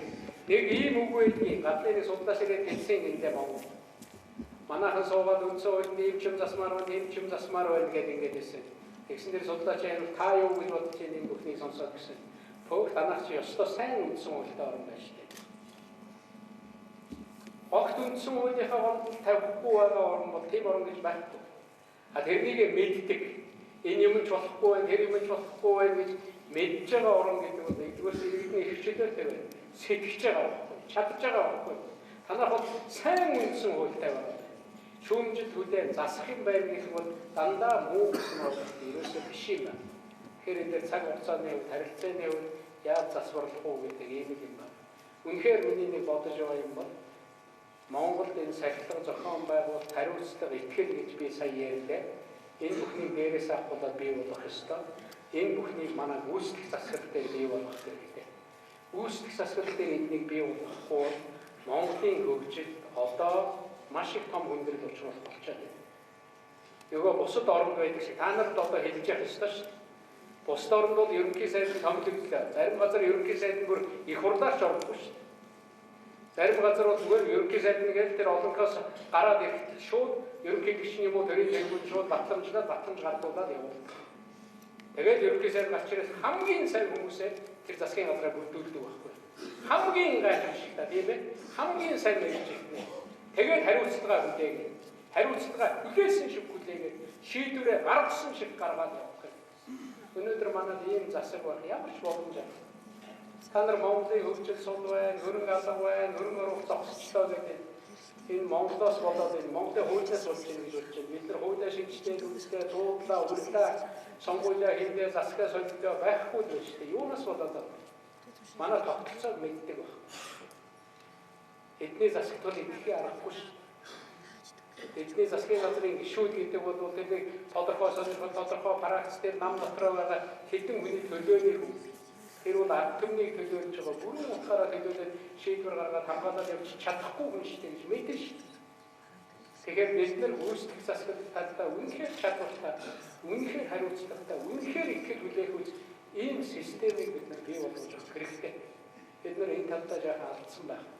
Би өвдөө шинж боддгийг юмар оролцохдоо бүхнээр нь оролцох шаардлагагүй. Нэг удаа засахтаа нэг харилцаагаа сайжруулах явбал цаашаа явнаа монголчууд хийж чадна. Тэгэхээр гүйцэтгэх засаглалыг ихтэй чадвартай үнэхээр гүйцэтгэх засаглал болгоно. Зарим газар биш Монголд ч тийм болох хэрэгтэй. Тэгээд их хурл дээр бүх юм шийддэг гэж бүх хүн ойлгосон. Монгол улсын их хурл бол Монгол улсын төрийн эрх барих дээд байгууллага. Тэр томьёол буруу гэж үздэг судлаач байдаг шүү. Монгол улсын их хурл бол Монгол улсын хууль тогтоох дээд байгууллага. Хууль тогтоох эрх мэдийг хэрэгжүүлдэг газар. Бүхнийг авчирч шийддэг. Тэнд болж байгаа хэр үйл бүхнийг зөөж авчирдаг тийм газар биш байхгүй. Их хурл дээр ярьлаа. Тэгээд цаашаа их хурлаа хэн хариуцлага тооцох юм. Та нар нэг юм боддоо хариуцлага гэдэг нэртэй, эзэнтэй, хүнтэй байх ёстой. Их хурлын 76 их хурл хизээш хариуцлага хүлээдэггүй шүү дээ. Тим юмар өдөртүүлж тим одоо асуудлаар өдөртүүлмийнхаа шийдвэрийг гаргуулж болохгүй байхгүй. Их хурл бол хуулиар тогтоох болоо. Их хурл хамтын хариуцлага гэдэг бол хариуцлагагүй байх гэсэн. Тэр тусмаа их хурлын гишүүн хэлсэн үгнийхээ төлөө хариуцлага хийхгүй гэж байна. Тэгэхээр тэд чи яаж хариуцлага тооцох вэ? Тооцдог газар нь засгийн газар. Энэ шийдвэр гаргалаа буруу болвол өөрчилж яадаг. Тэр сайдыг өөрчилж яадаг. Тэр агентлагийн даргаыг сольж яадаг. Тэр чадвар нь байх гэдэг. Тэр чадвар өнөөдөр манай гүйцэтгэх засагт алга болчиход байна. Байхгүй байна. Үүгээрээ Монгол улс асар их итгэл алдчихээн, ард түмнийхээ итгэлийг алдчихээн, асар их ажил хийх боломжоо алдчихээн. Ерөнхий сайд оруулаад төсвийн тэрний дагуу баталж өгөхгүй бол тэр их хурлыг хөөгөөд тараадаг хэрэгтэй байна шүү дээ. Бусад орн тийм байдığım аа ээлж тус сонгуул зарлаа шүү дээ. Энэ улс төрийн чинь их хурлын гишүүд тэр сонгуулиас их айдаг байна. Ээлж тус сонгуул зарлаа ч юм. Нэг том асуудал шийдвэрлэхэд улс орны төлөө юм явуулах явахгүй бол ээлж тус сонгуулийн шууд ерөнхий сайд зарлаждаг. Ерөнхий сайд нь ерөнхийлөгч орж ирээд ерөнхийлөгч нь зарилга гаргаад зарлаждаг. Ийм заавал ерөнхийлөгчээр элбэг дорж бити хаад. Хугацаатай юм сайхан шүү дээ. Хэдэн сарын дараа ажиллаа өгнө. А гэхдээ Монголын зөв тогтолцоо өгөх хэрэгтэй. Тэгэхээр энэс ахадаа үнэхээр хүсэх засалтыг үнэхээр чадвартай итгэл хүлээх үз цагийн аяда манайхан боддгийг муу юм бол засгаа огцруулна, муу юм бол сайдыг огцруулна гэж үлдчихэж байна. Хамгийн гол нь засгийн газар тогтвортой байх. Их хурлыг ээж тус сонгуулийг 4 жил 2 удаа хийсэн бол бус газар бол парламент тогтворгүй тараад явж байна. Үнэхээр тэр шийдвэрийг гаргахгүй байх тийм ээ. Тэр ард түмний хүсэн хүлээгээд шийдвэр бүхэн ард түмэн алга ташчих албагүй байхгүй. Хүмүүс эсэргүүцэж магадгүй тэр татвар нэмэх асуудалтай. Гэхдээ үнэхээр шаардлагатай бол нэмэхээс өөр аргагүй тийм шийдвэрийг гаргах ёстой байхгүй. Чи хэцүү шийдвэр гаргах гэж их хурл руу тэр улс төрлөө орж ирдэг юм аа гэж хэлэх гээд байгаа шүү. Тэр чи тэрнийг хийж чадахгүй бол яв. Дахиад өөр бүрэлдэхүүн оруулаад ирнэ. Засах нь байж идэг. Ерөөсөө энэ чиглэлийн зохицуулалтыг бид нар хийх хэрэгтэй.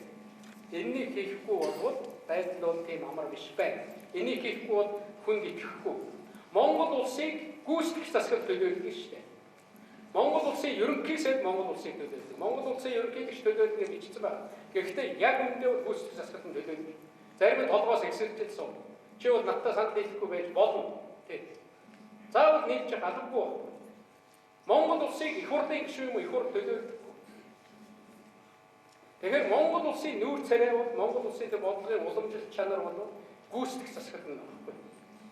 Тэгэхээр тэрнийг ачаалах гэдэг хууль тогтоомж тэр юм юу вэ? Тэгэх юм бол итгэлсээ тэгэх юм бол юм явна.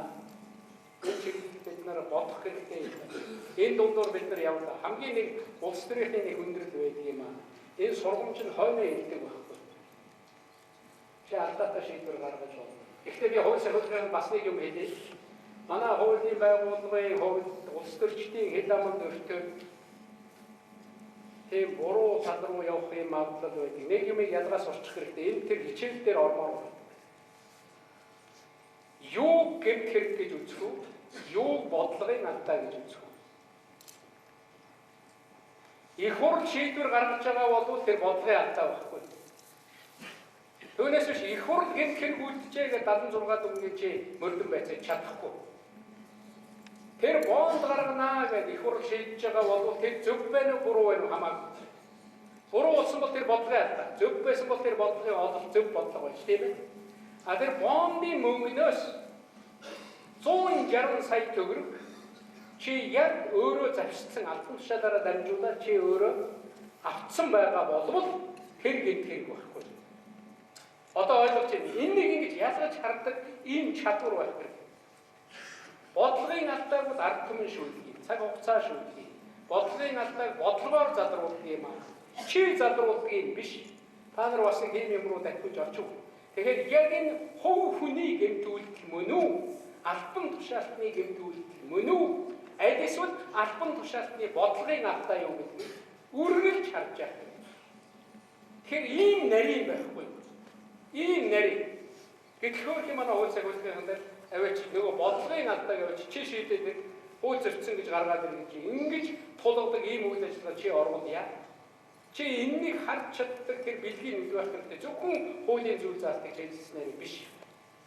Тэгээ ингэж ярих юм бол зөндөө олон зүйл ярьж байгаа. Тэгэхээр иймэрхүү зүйл дээр их анхаараа. За баярлалаа.